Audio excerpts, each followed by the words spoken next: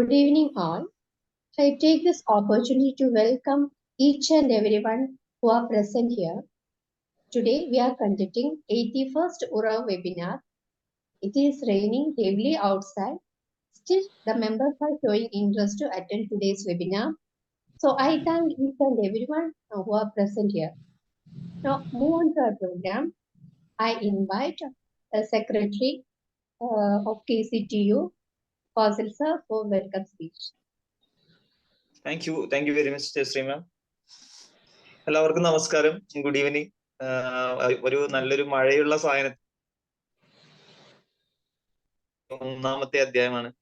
നമ്മൾ കോവിഡ് കാലം തൊട്ടേ ആ സമയം തൊട്ടേ നമ്മൾ ഉറവ് തുടങ്ങിയായിരുന്നു. ആദ്യമൊക്കെ മാസത്തിൽ 4 എല്ലാ ബുധനാഴ്ചകളിലും ഉണ്ടായിരുന്നു. പിന്നെ കോവിഡ് എല്ലാം മാറിക്കഴിഞ്ഞപ്പോഴത്തേക്കും ആൾക്കാരുടെ എല്ലാവരുടെയും അവൈലബിലിറ്റിയും അനുസരിച്ച് നമ്മളത് ബുധനാഴ്ചകളിലാക്കി, ഓൾട്ടർനേറ്റീവ് വെനസ്ഡേസിലാക്കി കുറച്ചു. എന്തായാലും പ്രോഗ്രാം വളരെ ഭംഗിയായിട്ട് കണ്ടിന്യൂ ചെയ്ത് പോകുന്നു. ഇന്ന് 81ാമത്തെ അധ്യായത്തിൽ എത്തി നിൽക്കുന്നു. നമ്മുടെ ഈ പ്രോഗ്രാമിന്റെ ഒരു വലിയൊരു വിജയം നമ്മുടെ പാർട്ടിസിപ്പൻസ് ആണ്. ഇന്ന് എല്ലാവർക്കും അറിയാം, നല്ലൊരു മഴയുള്ള സായാഹ്നമാണ്. പലരും ജോലി കഴിഞ്ഞ് വീട്ടിലെത്തിയിട്ടില്ല. എല്ലാവരും ഓൺ ദ വേ ആണ്. അല്ലെങ്കിൽ സാധാരണ ഈ സമയത്തിൽ കൂടുതൽ ആൾക്കാർ ജോസഫ് സാറ് പറഞ്ഞ പോലെ ഉണ്ടാറുള്ളതാണ്. എന്തായാലും അവരെല്ലാവരും വളരെ വൈകാതെ തന്നെ എത്തിച്ചു തരുമെന്ന് പ്രതീക്ഷിക്കുന്നു. എന്തായാലും നമുക്ക് ഇന്നത്തെ ഈ വെബിനാറിന് നമുക്ക് റിസോഴ്സ് പേഴ്സൺ ആയിട്ട് എല്ലാവർക്കും അറിയാവുന്ന സനൽ സാറാണ്. സാറിന്റെ ഇന്നത്തെ ടോപ്പിക് സോഷ്യൽ മീഡിയയുമായിട്ട് ബന്ധപ്പെട്ടതാണ്. എല്ലാവർക്കും വളരെ പ്രയോജനപ്പെടുമെന്ന, നമ്മളെല്ലാവരും കണക്റ്റഡ് ആയിട്ടിരിക്കുന്ന ഒരു സംഭവമാണ് സോഷ്യൽ മീഡിയ. അപ്പൊ അതിനെക്കുറിച്ച് കൂടുതൽ കാര്യങ്ങൾ എന്തായാലും നമുക്ക് നമ്മുടെ സനൽ സാറിൽ നിന്ന് പ്രതീക്ഷിക്കാം. സനൽ സാറിന്റെ വാക്കുകൾക്ക് എല്ലാവർക്കും കാതോർത്തിരിക്കുകയാണെന്ന് അറിയാം. അതുകൊണ്ട് തന്നെ ഞാൻ എന്നിൽ നിക്ഷിപ്തമായ കർത്തവ്യത്തിലേക്ക് കടക്കുകയാണ്. കൂടുതൽ നീട്ടുന്നില്ല. ആദ്യമായി നമ്മുടെ ഇന്നത്തെ ഈ പ്രോഗ്രാമിന്റെ അധ്യക്ഷൻ doctor P V Joseph sir, സാറിന് ഈ പ്രോഗ്രാമിലേക്ക് ഹാർദമായ സ്വാഗതം ആശംസിക്കുന്നു. Welcome Joseph sir. അതേപോലെ തന്നെ ഇന്ന് നമുക്ക് റിസോഴ്സ് പേഴ്സൺ ആയിട്ട് ഇവിടെ ഉള്ളത് ഞാൻ നേരത്തെ പറഞ്ഞ പോലെ സനൽ പോറ്റി സാറാണ്. സാറിനെ ഞാൻ ഈ വേദിയിലേക്ക് ഹാർദമായ സ്വാഗതം ആശംസിച്ചോടുന്നു. Welcome Sanal sir. Welcome sir. അതുപോലെ നമ്മുടെ ട്രഷറർ പോൾ പടാറ്റി സാർ ഇവിടെ ഉണ്ട്. സാറിന് ഞാൻ ഈ പ്രോഗ്രാമിലേക്ക് ഹാർദമായ സ്വാഗതം ആശംസിക്കുന്നു. Welcome Paul sir. കൂടാതെ നമ്മുടെ സഹയാത്രിക സ്റ്റേറ്റ് കോർഡിനേറ്റർ തഹസീൻ മാഡം ഇന്നിവിടെ ഉണ്ട്. സാറിനെ ഞാൻ ഈ പ്രോഗ്രാമിലേക്ക് ഹാർദമായ സ്വാഗതം ആശംസിക്കുന്നു. Welcome Tahseen ma'am. അതുപോലെ നമ്മുടെ പ്രോഗ്രാം കോർഡിനേറ്ററും ഇന്റൻസീവായിട്ടുള്ള ജയശ്രീ മാം ഉണ്ട്. മാമിനെ ഞാൻ ഈ പ്രോഗ്രാമിലേക്ക് ഹാർദമായ സ്വാഗതം ആശംസിക്കുന്നു. വെൽക്കം ജയശ്രീ മാം. കൂടാതെ അനവധി വിശിഷ്ടാതിഥികൾ നമ്മുടെ പ്രോഗ്രാമിൽ പങ്കെടുക്കാനോടെ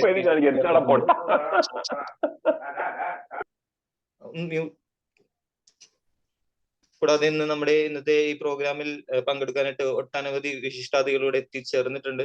അതുപോലെ തന്നെ KCTU അംഗങ്ങൾ എല്ലാവരും ഉണ്ട്. മറ്റ് പല സംഘടനകളിൽ നിന്നും വന്നിട്ടുള്ള ഒട്ടനവധി ആളുകൾ ഇന്ന് ഇവിടെ എത്തിച്ചേർന്നിട്ടുണ്ട്. എല്ലാവരെയും ഞാൻ ഒറ്റ വാക്കിൽ സ്വാഗതം ആശംസിച്ചുകൊണ്ട് എന്റെ വാക്കുകൾ ചുരുക്കുകയാണ്. നന്ദി, നമസ്കാരം. Over to Jayashree. Thank you very much. Thank you, Fazil sir, for the wonderful welcome speech.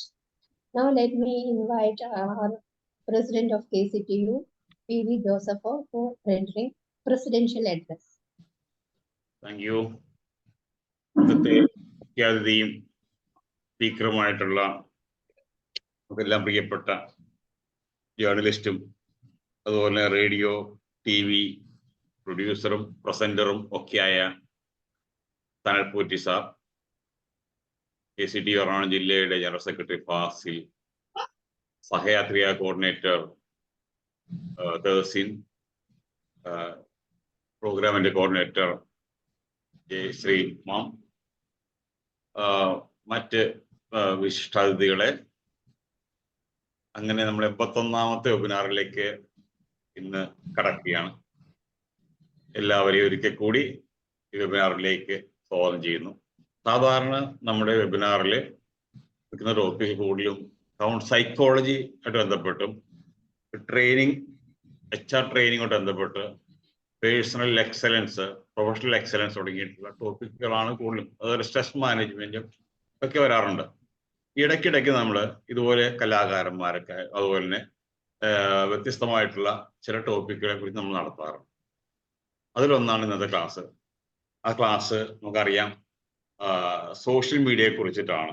Social media എന്ന് പറയുമ്പോൾ സോഷ്യൽ മീഡിയ നമ്മൾ പറയുന്നത് സോഷ്യൽ മീഡിയയിൽ ഇല്ലാത്ത ആരും ഈ കൂട്ടത്തിൽ ഉണ്ടാവില്ല.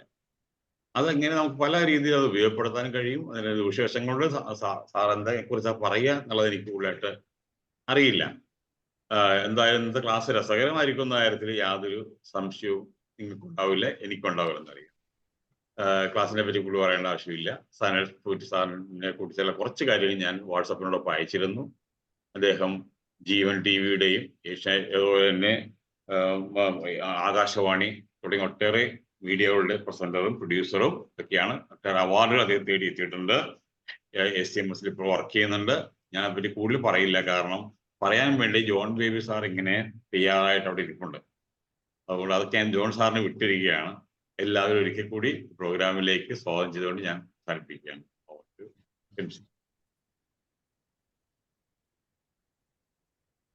Thank you, Joseph sir. Now I invite John Baby sir for introducing today's resource person. Good evening, dear friends. Sanal Potti sir is a versatile personality, not very easy to introduce. He has achieved a lot in his career so far. A well-known personality. He is known in many fields.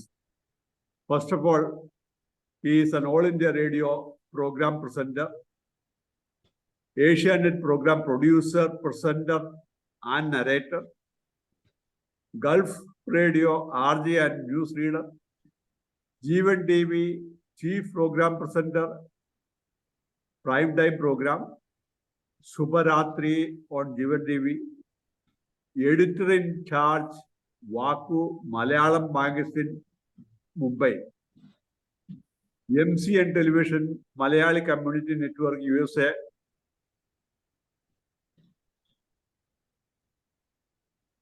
stage show anchor from 1995 onwards, presently manager SCMS Group of Educational Institutions, Kochi, media public relations and monthly journal coordinating editor, and his accomplishments are many. The best media personality in Gulf, UAE, the best media person award, Drishya Awards, Kochi, the best anchor, UGMA, United German Malayali Association, best interviewer, Film City Awards, Calicut, Swadi Puraskaram, Thiruvananthapuram, the media program creator, Yogashema Sabha, Trivandrum, best anchor in Malayalam television, Mumbai Malayali Award, Kerala State Award as best television presenter, and so on. I cordially welcome Mr. Sanal Potti. Thank you, friends. Thank you, sir. Now let me take the privilege of inviting today's resource person, Sanal sir. You all are eagerly waiting for your words, sir. Over to you, sir. നമസ്കാരം. ഈ നല്ല സന്ധ്യയിൽ എല്ലാവർക്കും ഒപ്പം ചേരാൻ കഴിഞ്ഞതിലുള്ള എൻ്റെ ആഹ്ലാദം ആദ്യം അറിയിക്കുന്നു. ഞാനിപ്പോൾ ഇരിക്കുന്നത് ആലുവയ്ക്കടുത്ത് മൂഴിക്കുളം എന്ന ഗ്രാമപ്രദേശത്താണ്. നല്ല മഴയുണ്ട്. ഈ കാണുന്നത് എൻ്റെ ഓടിട്ടൊരു വീട്, ഒരു തറവാടാണ്. അപ്പോൾ വർക്ക് ചെയ്യുന്നത് നഗരത്തിലാണെങ്കിലും ഈ മഴയത്ത് നാട്ടുമ്പുറത്തേക്ക് ഡ്രൈവ് ചെയ്ത് വരാനും ഈ വീട്ടിൽ ഇരിക്കാനും ഒരു സുഖം ഒന്ന് വേറെയാണ്. ഞാൻ 93-ലാണ് എൻ്റെ കരിയർ ആരംഭിക്കുന്നത്. ഞാൻ തിരുവനന്തപുരം ആകാശവാണിയിൽ അനൗൺസറായിട്ടായിരുന്നു തുടക്കം. പിന്നീട്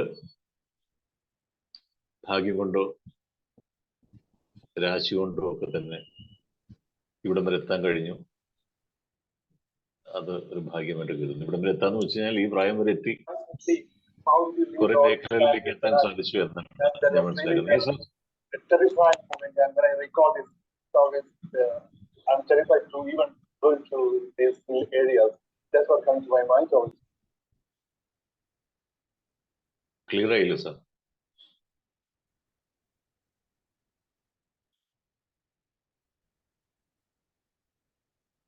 എന്നോടാണ് പറഞ്ഞതെങ്കിൽ എനിക്ക് ക്ലിയർ ആയില്ല. ഞാൻ ഇല്ല, തുടർന്നോട്ടെ? ഇല്ല, അവരത് മ്യൂട്ട് ചെയ്യാൻ വെച്ചിട്ടാണ്. ഞാൻ മ്യൂട്ട് ചെയ്തിരിക്കുകയാണ്. സാർ കണ്ടിന്യൂ ചെയ്തോ സാർ. സാർ കണ്ടിന്യൂ ചെയ്തോളൂ. എന്റെ കേൾക്കാമല്ലോ അല്ലേ? Yeah, it's clear. Please continue. ശരി, ഞാൻ പെട്ടെന്ന് തന്നെ പറയാം. അതായത് ഞാൻ 91-ലാണ് എന്റെ കരിയർ സ്റ്റാർട്ട് ചെയ്യുന്നത്. ഞാൻ തിരുവനന്തപുരത്ത് പഠിക്കുന്ന കാലത്തെല്ലാം ധാരാളം അമ്പലങ്ങളിൽ ശാന്തി എല്ലാമായിട്ട് കഴിഞ്ഞ സമയത്തായിരുന്നു ഒരു യാത്രക്കിടയിൽ എന്റെ ശബ്ദം തിരിച്ചറിഞ്ഞ് എന്റെ ഒരു വഴി തുറന്ന് ആകാശവാണിയിലേക്ക് കിട്ടുന്നത്. അങ്ങനെയാണ് എന്റെ ജീവിതം ആരംഭിക്കുന്നത്, ഒരു മീഡിയ പേഴ്സണാലിറ്റി ആയിട്ട്. ഞാനങ്ങനെ ആകാശവാണിയിൽ ഏഷ്യാനെറ്റിലെത്തി. പിന്നീട് ഇപ്പോൾ എന്നെ കുറിച്ച് പറഞ്ഞതുപോലെയുള്ള ചില സന്തോഷങ്ങൾ ഉൾപ്പെടാനായിട്ട് സാധിച്ചു. പിന്നെ ഈ സന്ധ്യയുടെ മറ്റൊരു പ്രത്യേകത, നമ്മൾ വീട്ടിലിങ്ങനെ ഇരിക്കുമ്പോൾ നമ്മളെ കുറിച്ച് ഒരാൾ നല്ല കാര്യങ്ങൾ പറയാൻ്റെ വിചാരണ, നല്ല കുറെ അനുഭവങ്ങൾ പങ്കുവെക്കുമ്പോൾ സന്തോഷം നമുക്ക് ആർക്കും ഉണ്ടാവും. ഇതേപോലെ ഒരു വേദിയിൽ അതിഥിയായിട്ട് വന്നതുകൊണ്ടായിരിക്കാം എനിക്ക് ഈ ഒരു നമ്മുടെ അച്ചീവ്മെന്റ്സോ അല്ലെങ്കിൽ നമ്മുടെ ഒരു ഏരിയയെ കുറിച്ച് നല്ല വാക്കുകൾ കേൾക്കാനായിട്ട് കഴിയുന്നത്. തീർച്ചയായിട്ടും വളരെ സന്തോഷം, നന്ദി അറിയിക്കുന്നു. എല്ലാ ജീവിത യാത്രയിലും സംഭവിക്കുന്ന ചെറിയ ചെറിയ കാര്യങ്ങൾ അത്ര തന്നെ ഉള്ളൂ. ഞാൻ വിവാഹിതനാണ്. എൻ്റെ ഭാര്യയുടെ പേര് മഞ്ജു. എനിക്ക് 2 പെൺകുട്ടികളാണ്. പാലാരൂട്ടത്താണ് താമസിക്കുന്നത്. മൂത്ത മകളുടെ പേര് ധ്വനി എന്നാണ്. ധ്വനിക്കുട്ടി BSc സൈക്കോളജി കഴിഞ്ഞു. അവള് ബാംഗ്ലൂർ സെന്റ് ജോസഫിലേക്ക് PG ചെയ്യാനായിട്ട് പോകാൻ റെഡിയാവുന്നു. രണ്ടാമത്തെ മോളുടെ പേര് ധാത്രി എന്നാണ്. ധാത്രിക്കുട്ടി ഭവൻ സ്വർണയിലെ 11ാം ക്ലാസ്സിലേക്ക് ഇപ്പൊ ചേർന്നിരിക്കുന്നു. മഞ്ജു ആകാശവാണിയിലെ അനൗൺസറാണ്. ഞങ്ങൾ ശരിക്കും ഒരു മീഡിയ കുടുംബം പോലെയാണ്. ശബ്ദത്തിലൂടെയാണ് ജീവിതവും. ഈ അന്നമാണ് എണ്ണ ഉന്നം എന്ന് പറഞ്ഞതുപോലെ ജീവിച്ചു പോകുന്നു.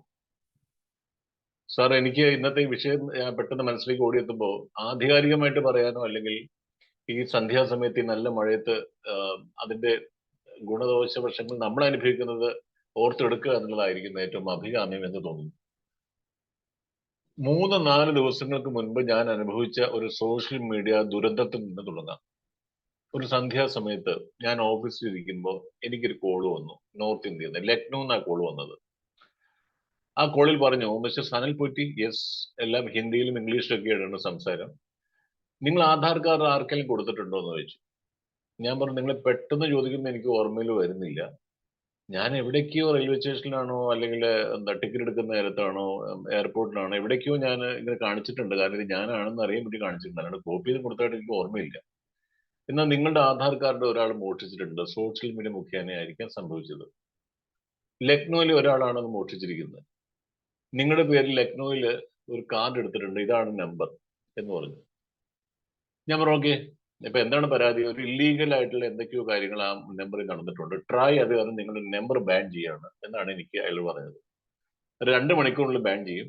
നിങ്ങൾ ഇമ്മീഡിയറ്റ് ആയിട്ട് ഒരു ഓൺലൈൻ പരാതി ലക്നൗ പോലീസ് സ്റ്റേഷനിലേക്ക് അയക്കണം. ഞാൻ ഡീറ്റെയിൽസ് തരാം. ഞാൻ ട്രൈ എന്ന് പരിചയപ്പെട്ട ഒരാൾ, ശിവകുമാർ അങ്ങനെ എന്താണ് പേര്. ഞാൻ വളരെ അക്ഷോഭനായിട്ട് എന്ന് ചോദിച്ചു, സാർ ഇത് എന്ത് ന്യായമാണ്? ഈ ട്രൈ പോലുള്ളൊരു പ്രസ്ഥാനം ഒരാൾ നമ്പർ ബ്ലോക്ക് ചെയ്യുന്നത് 2 മണിക്കൂറിന് ടെലിഫോൺ വിളിച്ചിട്ടാണോ? ഒരു മെയിൽ അയക്കുകയോ അല്ലെങ്കിൽ വേറെ രീതിയിൽ എത്രയോ മാർഗങ്ങളുണ്ട് എന്നെ ചേസ് ചെയ്യാനോ കണ്ടെത്താനോ. അല്ലാതെ ഒരാൾ വിളിക്കുന്നു, അങ്ങനെയാണോ എന്റെ ശരി? സാർ, അതൊന്നും പറയാൻ നേരമില്ല, ടൈം പോയിക്കൊണ്ടിരിക്കുകയാണ്. ഹോൾഡ് ചെയ്യാമെങ്കിൽ ഓൺലൈനിൽ പരാതി കൊടുക്കാം, ലക്നൗ പോലീസ് സ്റ്റേഷനിൽ കണക്ട് ചെയ്യാം എന്ന് പറയുന്നു. എനിക്കത് കൗതുകം തോന്നി. ഞാൻ കട്ട് ചെയ്യാൻ പോയില്ല. ലക്നൗ പോലീസ് സ്റ്റേഷനിൽ കണക്ട് ചെയ്തു. ചിത്രത്തിൽ വരെ ആദ്യ ഒരു ചിത്രത്തിൽ ഒരു പയ്യൻ വന്നു പോലീസ് വേഷത്തിൽ. എന്നിട്ട് പറഞ്ഞു, പ്ലീസ് ഹോൾഡ് ഓൺ, അവന്റെ ബോസിന് കൊടുക്കാം. എന്റെ ബോസ് എന്നെ ഒരു 10 മിനിറ്റ് ക്വസ്റ്റ്യൻ ചെയ്തു. നിങ്ങൾക്ക് ഏതൊക്കെ അക്കൗണ്ട് ഉണ്ട് സോഷ്യൽ മീഡിയയിൽ? ഫേസ്ബുക്ക് ഉണ്ടോ, ഇൻസ്റ്റ ഉണ്ടോ, അതുണ്ടോ, ഇതുണ്ടോ എന്നൊക്കെ ചോദിച്ചു. ഞാൻ പറഞ്ഞു, ഞാൻ ശരാശരി ഇന്ത്യൻ പൗരനാണ്, മിക്കവാറും എല്ലാ മേഖലകളിലും എൻ്റെതായ സാന്നിധ്യമുണ്ട് എന്ന് ഞാനുള്ള കാര്യം പറഞ്ഞു. പക്ഷെ അവിടെ നിന്ന് ആധാർ കാർഡ് എനിക്ക് വേണ്ടി വന്നിട്ടില്ല. പക്ഷെ ഇങ്ങനെ സംഭവിച്ചിട്ടുണ്ട് എന്ന് പറഞ്ഞ ശേഷം എന്നോട് പറഞ്ഞു, അവർക്ക് വെരിഫൈ ചെയ്യാനാണ്, നമ്പർ പറയാമോ എന്ന് ചോദിച്ചു. ഞാൻ പറഞ്ഞു, ആ നമ്പറിൽ എന്നെ വിളിച്ച ആളോട് ചോദിച്ചത് നന്നായിരിക്കും, ഞാനായിട്ട് പറയില്ല. 1. 2, ആധാർ കാർഡ് കാണിക്കേണ്ടി വരും. കാരണം എന്ന് വെച്ചാൽ കാണിച്ചു കഴിഞ്ഞാൽ നമ്പറും ഈ നമ്പറുമായിട്ട് സാമ്യപ്പെടുത്താനായിട്ട് പറ്റുള്ളൂ എന്ന് പറഞ്ഞു. അപ്പൊ ഞാൻ ആലോചിച്ച് നോക്കി, ഒരു സാധാരണക്കാരൻ എത്ര കണ്ടാണ് സോഷ്യൽ മീഡിയ അപകടപ്പെടുത്തുന്നത്. അപ്പൊ ഞാൻ ബുദ്ധിപൂർവ്വം ഞാൻ പറഞ്ഞു, ഞാൻ ആധാർ കാർഡ് ഞാനിപ്പോൾ കാണിക്കാൻ ഉദ്ദേശിച്ചിട്ടില്ല. അതിനു മുമ്പ് മിസ്റ്റർ സബ് ഇൻസ്പെക്ടർ, താങ്കളുടെ ID കാർഡ് എന്നെ കാണിക്കും. ആ ID കാർഡ് ഞാൻ സ്കാൻ ചെയ്യട്ടെ, അല്ലെങ്കിൽ എൻ്റെ ഇതിൽ ഞാൻ ചെക്ക് ചെയ്യട്ടെ, കാരണം എനിക്കും എൻ്റെ അവകാശമുണ്ട്. അത് പറഞ്ഞപ്പോൾ അയാള് പെട്ടെന്ന് പോയിട്ട് എന്നെ ആദ്യം വിളിച്ച ആള് കോൾ ഏറ്റെടുക്കുകയും, നിങ്ങൾ അങ്ങനെ സംസാരിക്കരുത്, നിങ്ങളുടെ നന്മയ്ക്ക് വേണ്ടിയിട്ടാണ് പറയുന്നത്. ഞാൻ പറഞ്ഞു, ഒരു പരിചയമില്ലാത്ത താങ്കള് ഈ അരമണിക്കൂറായിട്ട് എന്നെ ഇങ്ങനെ ക്വസ്റ്റ്യൻ ചെയ്യുന്നു, എന്റെ നന്മയ്ക്ക് വേണ്ടി പ്രവർത്തിക്കുന്നു, എന്ത് കാര്യം? വളരെയധികം സംസാരിച്ച ശേഷമായി കോൾ അപ്രത്യക്ഷമാവുകയും ചെയ്തു. ഞാനതെല്ലാം നോട്ട് ചെയ്തു, ഞാൻ റെക്കോർഡിൽ ഇട്ടു. ഇപ്പൊ ഞാൻ കൂടുതൽ വിശദീകരിച്ച് പറയുന്നില്ല. ഞാൻ പറഞ്ഞത്, നമ്മളിൽ ആർക്കൊക്കെ ഇങ്ങനെ അനുഭവങ്ങൾ ഉണ്ടായിട്ടുണ്ടോ എന്ന് എനിക്കറിയില്ല. എന്തായാലും വളരെ സ്ട്രേഞ്ച് ആയിട്ടുള്ള എക്സ്പീരിയൻസ് സോഷ്യൽ മീഡിയയിൽ നിന്ന് എനിക്ക് ഉണ്ടായി എന്നുള്ളത് കഴിഞ്ഞ ദിവസങ്ങളായതുകൊണ്ട് ഞാൻ ഓർത്തു ഒന്ന് പറയാനായിട്ട് ശ്രമിച്ചു എന്ന് മാത്രം. മറ്റൊരു പ്രധാനപ്പെട്ട കാര്യം വളരെ കോമൺ ആയിട്ട് തന്നെ പറയാം. എൻ്റെ അടുത്ത സുഹൃത്താണ് ശ്രീ ഗോപിനാഥ് മുതുകാട്. കഴിഞ്ഞുപോയ ഒരു 6 മാസക്കാലം മിക്കവാറും പേര് കണ്ടിരിക്കും എന്തൊക്കെയാണോ ഈ സോഷ്യൽ മീഡിയ നെറ്റ്വർക്കിൽ വന്നത്. അത് തെറ്റോ ശരിയോ എന്നുള്ളതല്ല, എങ്ങനെയാണോ വ്യക്തിഹത്യ ഒരു സോഷ്യൽ മീഡിയയിൽ കൂടി പ്രചരിപ്പിക്കാൻ ഒരാളെ കുറിച്ച് പറ്റുക എന്നുള്ളതിനെ കുറിച്ച് വ്യക്തമായ ഒരു ചിത്രമായിരുന്നു സോഷ്യൽ മീഡിയ. ഒരു മനുഷ്യൻ, അയാൾ നല്ലത് ചീത്തയൊന്നും ഞാൻ പറയുന്നില്ല, അതിലേക്കൊന്നും ഞാൻ കടക്കുന്നില്ല. എന്നാലും വ്യക്തിപരമായിട്ട് എനിക്ക് ബഹുമാനമുള്ള ആളാണ്. കാരണം അദ്ദേഹത്തിന്റെ തിരുവനന്തപുരത്തെ മാജിക് പ്ലാനറ്റിൽ 3-4 തവണ പോകാൻ ഇടവന്നപ്പോൾ ഒരു 380ഓളം ഓട്ടിസം ബാധിച്ച സെറിബ്രൽ പാൾസി വന്ന അല്ലെങ്കിൽ മറ്റു രീതിയിലുള്ള അസുഖങ്ങളുള്ള കുട്ടികളെയൊക്കെ നമ്മുടെ വീട്ടിൽ ഒരു കുട്ടി ഉണ്ടെങ്കിൽ നമുക്ക് നോക്കാൻ എന്തൊരു പ്രയാസമായിരിക്കും. ആ സമയത്ത് അത്രയും ടീച്ചേഴ്സിനെ വെച്ച് അത്രയും വലിയ സന്നാഹത്തോടു കൂടി ചെയ്യുമ്പോൾ അദ്ദേഹത്തിന് അതിൻ്റെതായിട്ടുള്ള ചെറിയ ചിട്ടവട്ടങ്ങളോ കീഴടക്കങ്ങളോ ഒക്കെ വേണ്ടി വന്നിരിക്കാം. വലിയൊരു ടാർജറ്റാണ് ചെയ്യുന്നത്. എന്തായാലും അദ്ദേഹത്തെ കുറിച്ച് വന്ന കഥകളൊക്കെ സോഷ്യൽ മീഡിയ പ്രചരിപ്പിച്ചത് മിക്കവാറും പേര് കണ്ടിരിക്കും എന്ന് ഞാൻ വിചാരിക്കുന്നു. പക്ഷേ പ്രധാനപ്പെട്ട കേരളത്തിലെ മീഡിയകളൊന്നും തന്നെ അത് കണ്ടില്ല, അത് മൈൻഡ് ചെയ്തില്ല. ഈ സോഷ്യൽ മീഡിയയിൽ മാത്രം കുറെ പേര് അങ്ങോട്ടും ഇങ്ങോട്ടും ഒരു എന്താ പറയുന്നത്, ഇത്രയും മ്ലേച്ഛമായിട്ട് ഒരാളെ എങ്ങനെ വകവരുത്താം, വിലയിരുത്താം എന്നൊരു ചിത്രം കണ്ടപ്പോൾ വളരെ വിഷമം തോന്നി. എത്രയോ മാർഗങ്ങളുണ്ട് ഒരാൾ തെറ്റുകാരനാണെങ്കിൽ. അപ്പൊ അങ്ങനെ സോഷ്യൽ മീഡിയ ശരിക്കും പറഞ്ഞാല് ഈ നമ്മുടെ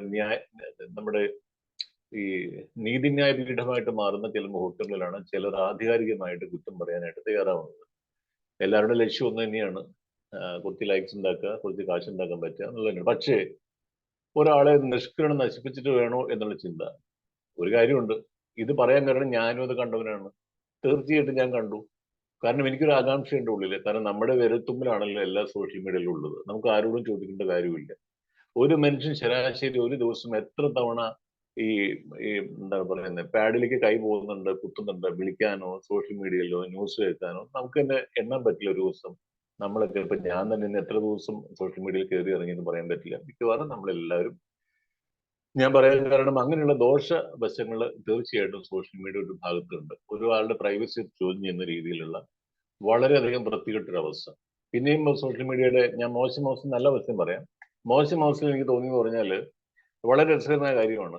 ആ നടൻ ആ നടിയോട് ചെയ്തത് എന്നൊരു ക്യാപ്ഷൻ കണ്ട് എല്ലാവരും ആ ഒരു ഇതിലേക്ക് അരച്ചു കയറി.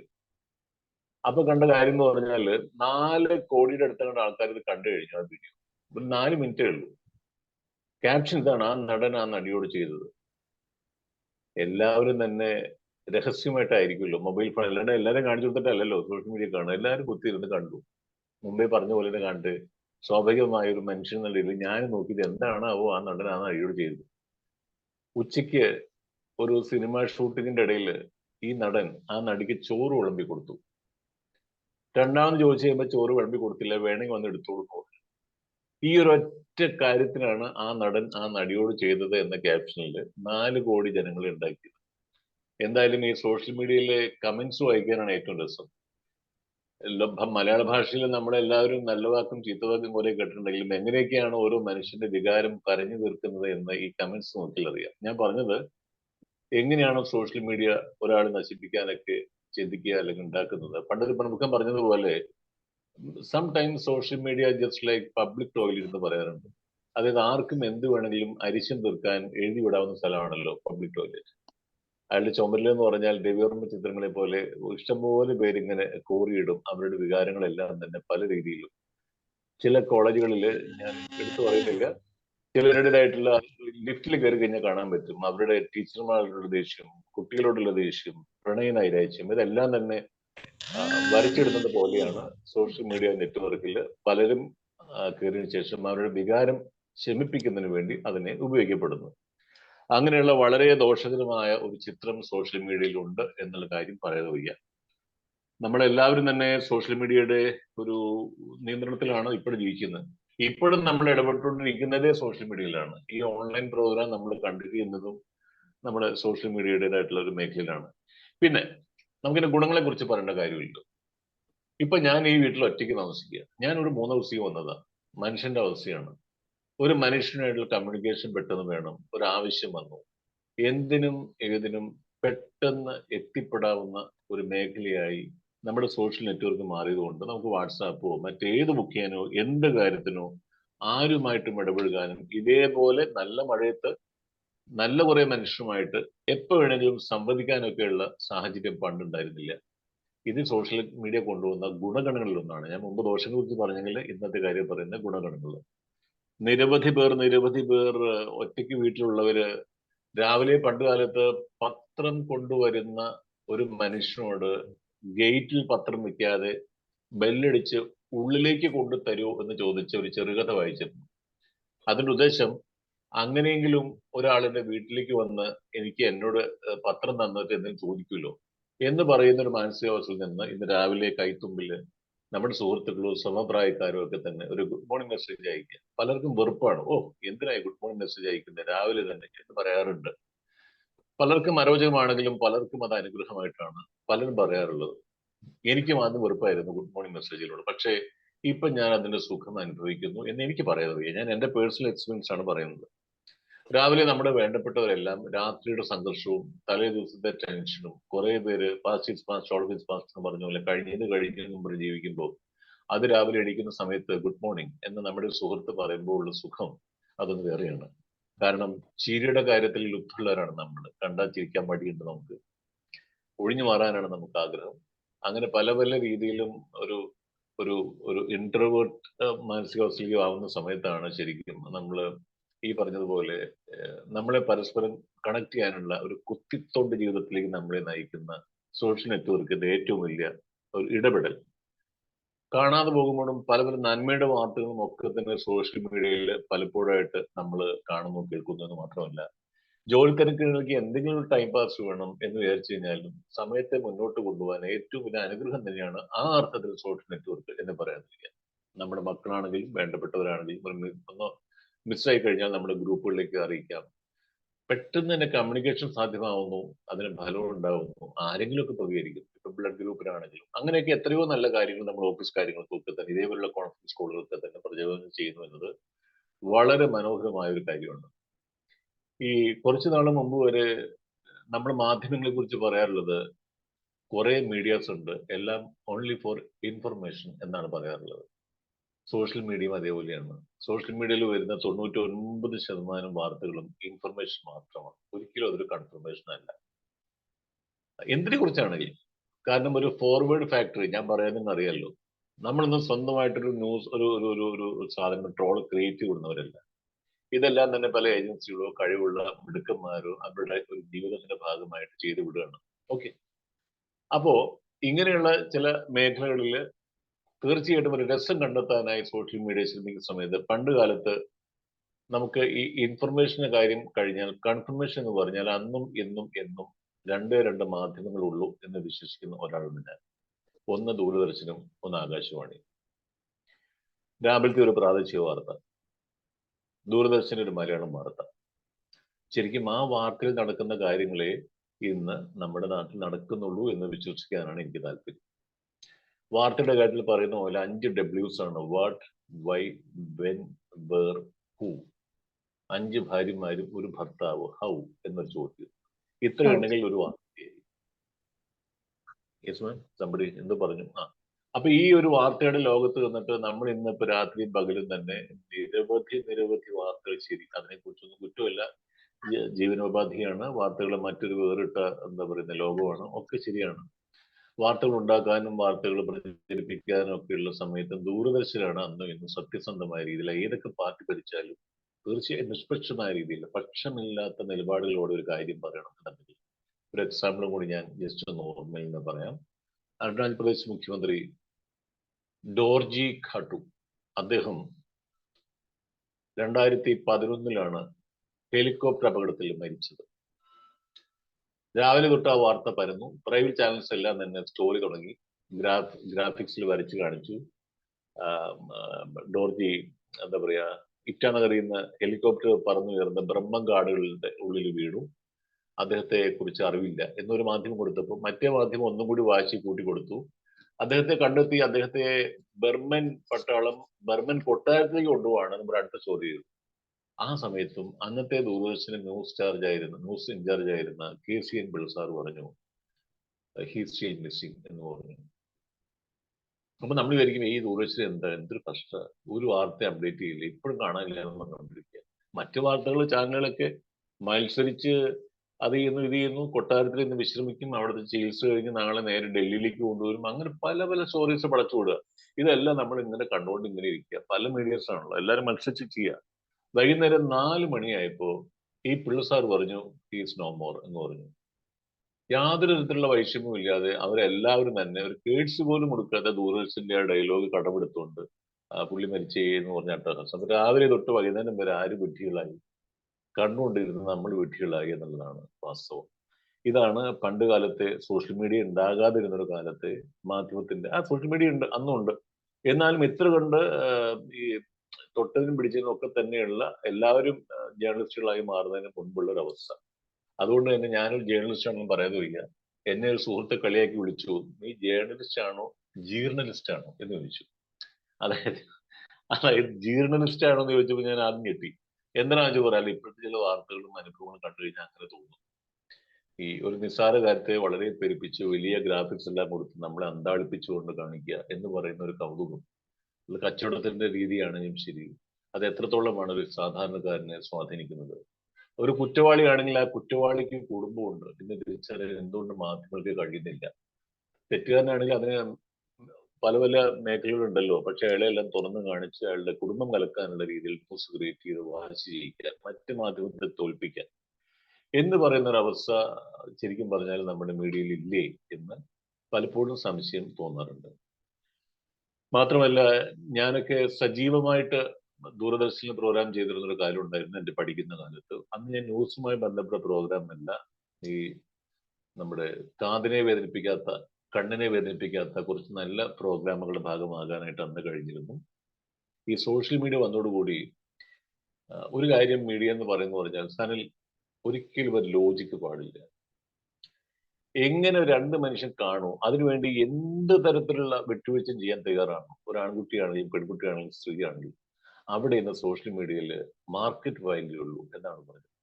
അതായത് നല്ല ചിന്തകൾക്കോ നല്ല വാർത്തകൾക്കോ ഒന്നും തന്നെ പ്രാധാന്യമില്ല എന്ന് പറയാം. പക്ഷെ ഒരു കാര്യമുണ്ട്, നോർത്ത് ഇന്ത്യയിലെ ചില ഭക്തി സംബന്ധിച്ച പാട്ടുകളോ കീർത്തനങ്ങളോ ചാനലുകളോ ഒക്കെ നോക്കിക്കഴിഞ്ഞാൽ മില്യൺ കണക്കിന് അതിന് ആരാധകരുണ്ട്, വ്യൂവേഴ്സ് ഉണ്ട്. കാരണം നല്ല മൂല്യങ്ങൾ മുന്നോട്ട് വെച്ച് കഴിഞ്ഞാൽ അതിനെ കൊണ്ടുപോകാനും അത് ആസ്വദിക്കാനും ഇപ്പോഴും ഒരു തലമുറ, ഒരു ജനതയുണ്ട് എന്നതിന് തെളിവായിട്ടാണ് തീർച്ചയായിട്ടും അങ്ങനെ എനിക്ക് തോന്നുന്നത്. ഞാനൊരു കാര്യം പറയാൻ, മറ്റൊരു കാര്യം എനിക്ക് ഓർമ്മയിലേക്ക് വന്നത്, ഇന്നത്തെ നമ്മുടെ എല്ലാം ഒരു കൂടുതൽ തന്നെ ഉറവ് എന്ന പേരിലാവുമ്പോൾ ഈ സജ്ജന സംസർഗം എന്ന സംസ്കൃതത്തിൽ പറയുന്ന പോലെയാണ്. നല്ല മനുഷ്യർക്ക് എവിടെയായി കഴിഞ്ഞാലും ശരി, അവർക്ക് സംഗമിക്കാനായി തീർച്ചയായിട്ടും മറ്റൊരു പ്ലാറ്റ്ഫോമിന്റെയോ അല്ലെങ്കിൽ ഇതിനൊന്നും വേലികെട്ടേണ്ട ആവശ്യമില്ല. ഒരു കാന്തം പോലെ നമ്മൾ എത്ര മഴയുണ്ടെങ്കിലും ഇന്ന് ഈ സംഘത്തിലേക്ക് എത്തിച്ചേർന്നവര്, ഇവൻ ഞാൻ ആദ്യമായിട്ടാണ് വരുന്നതെങ്കിലും ഞാൻ ആ സമയം നോക്കി വെച്ച് ഓർത്ത് വെച്ച് എത്തണം എന്ന് പറയുന്ന ഒരു ആകർഷണമുണ്ടല്ലോ, അതും ഈ സോഷ്യൽ മീഡിയ സമ്മാനിക്കുന്ന നല്ല ഗുണങ്ങളിൽ ഒന്നാണ് എന്ന് പറയാനായി ഞാൻ ആഗ്രഹിക്കുന്നു. എൻ്റെ പേഴ്സണൽ ആയിട്ടുള്ള എക്സ്പീരിയൻസിൽ എന്ന് പറഞ്ഞാൽ, ലോകത്തേക്ക് വെച്ച് നമ്മൾ എത്രയൊക്കെ പ്രൈവസി ഉണ്ടെന്ന് വിചാരിച്ചാലും 1% പോലും പ്രൈവസി ഇല്ലാത്ത ഒരു മേഖലയാണ് സോഷ്യൽ ഇടം എന്നാണ് പൊതുവെയുള്ള തിരിച്ചറിവും പൊതുവെയുള്ള കാഴ്ചപ്പാടും പൊതുവെയുള്ള വിലയിരുത്തലൊക്കെ തന്നെ. എത്രയെല്ലാം രഹസ്യങ്ങളായി തന്നെ ഒരു യൂട്യൂബോ അല്ലെങ്കിൽ മറ്റു മാധ്യമങ്ങളിൽ ഉപയോഗിക്കാൻ പറ്റുമോ, അതിനെല്ലാം തന്നെ പ്രൈവസിക്ക് പരിധിയുണ്ട് എന്നാണ് പൊതുവെയുള്ള കണ്ടെത്തലുകൾ പറയുന്നത്. പക്ഷേ നമ്മുടെ ചില പേഴ്സണൽ കാര്യങ്ങളോ എല്ലാം തന്നെ നമ്മൾ ഇപ്പോഴും വാട്സാപ്പ് മുഖേനയോ മറ്റേ എന്തോ ഒരു വിശ്വാസത്തിന് പുറത്ത് അയക്കുന്നുണ്ട് എന്നുള്ളതും സത്യം. എത്ര വർഷം കഴിഞ്ഞാലും എത്ര കാലം കഴിഞ്ഞാലും ഇതൊന്നും നശിക്കപ്പെടുന്നില്ല, ഏതോ ഒരു സെർവറിൽ ഒഴിഞ്ഞു കിടക്കുന്നുണ്ട് എന്നുള്ള സത്യം തീർച്ചയായിട്ടും അതിനെക്കുറിച്ച് അറിയുന്ന സമയത്താണ് ആ മേഖലയിൽ പ്രവർത്തിക്കുന്നവർ കാലങ്ങൾക്ക് ശേഷവും ചോദ്യചിഹ്നമായി നിൽക്കാനുള്ള കാരണം. ഓൺലൈൻ ട്രോളിംഗ്, ഞാനൊരു സാധനം എഴുതുകയാണ്, മോർഫിംഗ്, സൈബർ ഭീഷണിപ്പെടുത്തൽ. ഞാൻ മുമ്പ് പറഞ്ഞല്ലോ, സൈബറിലെ ഭീഷണിപ്പെടുത്തൽ ഒരു ഘട്ടമായിരുന്നു ഞാൻ അനുഭവിക്കേണ്ടി വന്നത്. ഇങ്ങനെ എല്ലാം ചേർന്നുള്ള ജീവിതം എന്ന് പറഞ്ഞാൽ ആസ്വാദനത്തിന് മാത്രമല്ല, ഭീഷണി മാത്രമല്ല, പൈസ ഉണ്ടാക്കാൻ പറ്റിയ ഒരൊറ്റ മാധ്യമം എന്ന രീതിയിലാണ് ഇപ്പൊ സോഷ്യൽ മീഡിയ എല്ലാവരും ഒത്തുനോക്കുന്നത്. പലരും എന്നോട് പറഞ്ഞു, ഇത്രയും മീഡിയ എക്സ്പെൻസിൽ എന്തുകൊണ്ട് ഒരു യൂട്യൂബ് ചാനൽ തുടങ്ങിക്കൂടാ, കാശുണ്ടാക്കിക്കൂടെ എന്ന് ചോദിച്ചു. ഞാൻ ചോദിച്ചു അതിന്റെ കണ്ടന്റ് എന്ത് ചെയ്യണം? നന്മ പറഞ്ഞാൽ ആർക്കും വേണം. നന്മയോ മേന്മയോ ഒന്നും ആർക്കും സോഷ്യൽ മീഡിയയിലൂടെ അധികം കേൾക്കാൻ ആഗ്രഹിക്കുന്നില്ല. ഉണ്ടാവും, വളരെ വലിയുണ്ടാവുന്ന കുറച്ച് പേരായിരിക്കാം. അതേസമയം വളരെ ഹ്യൂജ് ആയിട്ടുള്ള ക്രൗഡ് ഇടിച്ചു കയറണമെങ്കിൽ സംശയിക്കേണ്ട. ഇന്നത്തെ കാലത്തിന്റെ സ്വഭാവം അനുസരിച്ച് നെഗറ്റീവ് എനർജി ഉള്ള സ്റ്റോറീസിനോ എല്ലാത്തിലുമാണ് ഇപ്പൊ ഏറ്റവും കൂടുതൽ. നമ്മുടെ TV ചാനൽസിലെല്ലാം തന്നെ FIR പോലെയുള്ള കുറ്റകൃത്യങ്ങളും കൊലപാതകങ്ങളും കൊടും പീഡനങ്ങളൊക്കെ കാണിക്കുന്നത് രാത്രി 10:30 മണി സമയത്താണ്. ഈ time report, television audience measurement, ഈ ടൈമാണ് ശരിക്കും പരസ്യങ്ങളെല്ലാം വിവിധ ചാനലുകൾ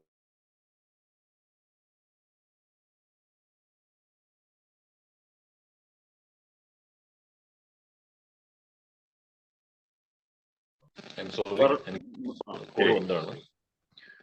അപ്പോ ഏറ്റവും കൂടുതൽ വ്യൂവേഴ്സ് ഉള്ളത് ഇങ്ങനെയുള്ള നെഗറ്റീവ് സ്റ്റോറീസ് ആയതുകൊണ്ട് സോഷ്യൽ മീഡിയയിലെ നല്ല മൂല്യങ്ങൾക്ക് എവിടെ സ്ഥാനം എന്ന് പലപ്പോഴും നമ്മളൊക്കെ ചോദിച്ചേക്കാം. ഞാൻ മനസ്സിലാക്കുന്നു ഇന്നത്തെ ഈ കൂട്ടായ്മയിലെ ഒരു പക്ഷേ നിങ്ങളെയൊക്കെ ഒരു അനുജനായിരിക്കാം ഞാൻ എന്നെനിക്ക് തോന്നുന്നു. അപ്പൊ എന്നേക്കാൾ കൂടുതൽ ജീവിതാനുഭവങ്ങളും ബന്ധനങ്ങളും ഒക്കെയുള്ള നിങ്ങളുടെ ലോകത്തും ജീവിതത്തിന് തുടക്കം മുതലാവില്ല, ഇടക്കാലത്ത് വെച്ചാവും ഈ കയ്യിൽ ഈ ഒരു യന്ത്രത്തിന്റെ സാന്നിധ്യം ഉണ്ടാകേണ്ടി വരുന്നത്. ലോകത്തേക്ക് വെച്ച് ഏറ്റവും വലിയ ബോംബ് എന്ന് ചോദിച്ചാൽ ഞാൻ പറയും എന്റെ മൊബൈൽ ഫോണാണ് പോയത്. കാരണം ഇല്ലാത്ത രഹസ്യങ്ങളില്ല, ഇല്ലാത്ത സൗഹൃദങ്ങളില്ല, ഒളിപ്പിച്ചു വെക്കാൻ പറ്റിയ ഏറ്റവും നല്ല യന്ത്രം എന്ന രീതിയിൽ എന്നൊക്കെ പലപ്പോഴും തോന്നാറുണ്ട്. എത്രയോ രഹസ്യങ്ങളായിരിക്കാം ഒരു മൊബൈൽ ഫോണിൽ ഒളിഞ്ഞടക്കുന്നത്. ആ അർത്ഥത്തിൽ ഒരു മനുഷ്യന്റെ സ്വകാര്യതയോ സ്വത്തോ അല്ലെങ്കിൽ അദ്ദേഹത്തിന്റെ ചിന്തയോ ഒക്കെ തന്നെ ഇതിനുള്ളിൽ ഭദ്രമാണ്, നെറ്റ്വർക്കിനുള്ളിൽ എന്ന് വിചാരിക്കുന്ന ഒരു ഒരു ഒരു ഒരു എന്താ പറയുന്നത് വിഡിത്തം. പക്ഷെ നിവൃത്തിയൊന്നുമില്ല. നമ്മളിപ്പോഴും എന്തൊക്കെ പറഞ്ഞാലും നമ്മുടെ ഓർമ്മകൾക്കോ എന്തെങ്കിലും കാര്യത്തിലോ നമ്മൾ ഈ മൊബൈൽ ഫോൺ തന്നെയാണ്, നെറ്റ്വർക്ക് തന്നെയാണ് യൂസ് ചെയ്യുന്നത്. ഒരു വീട്ടിലേക്ക് കയറി ചെന്നാൽ ചായ എടുക്കട്ടെ എന്ന് പറയുന്ന കാലം മാറി.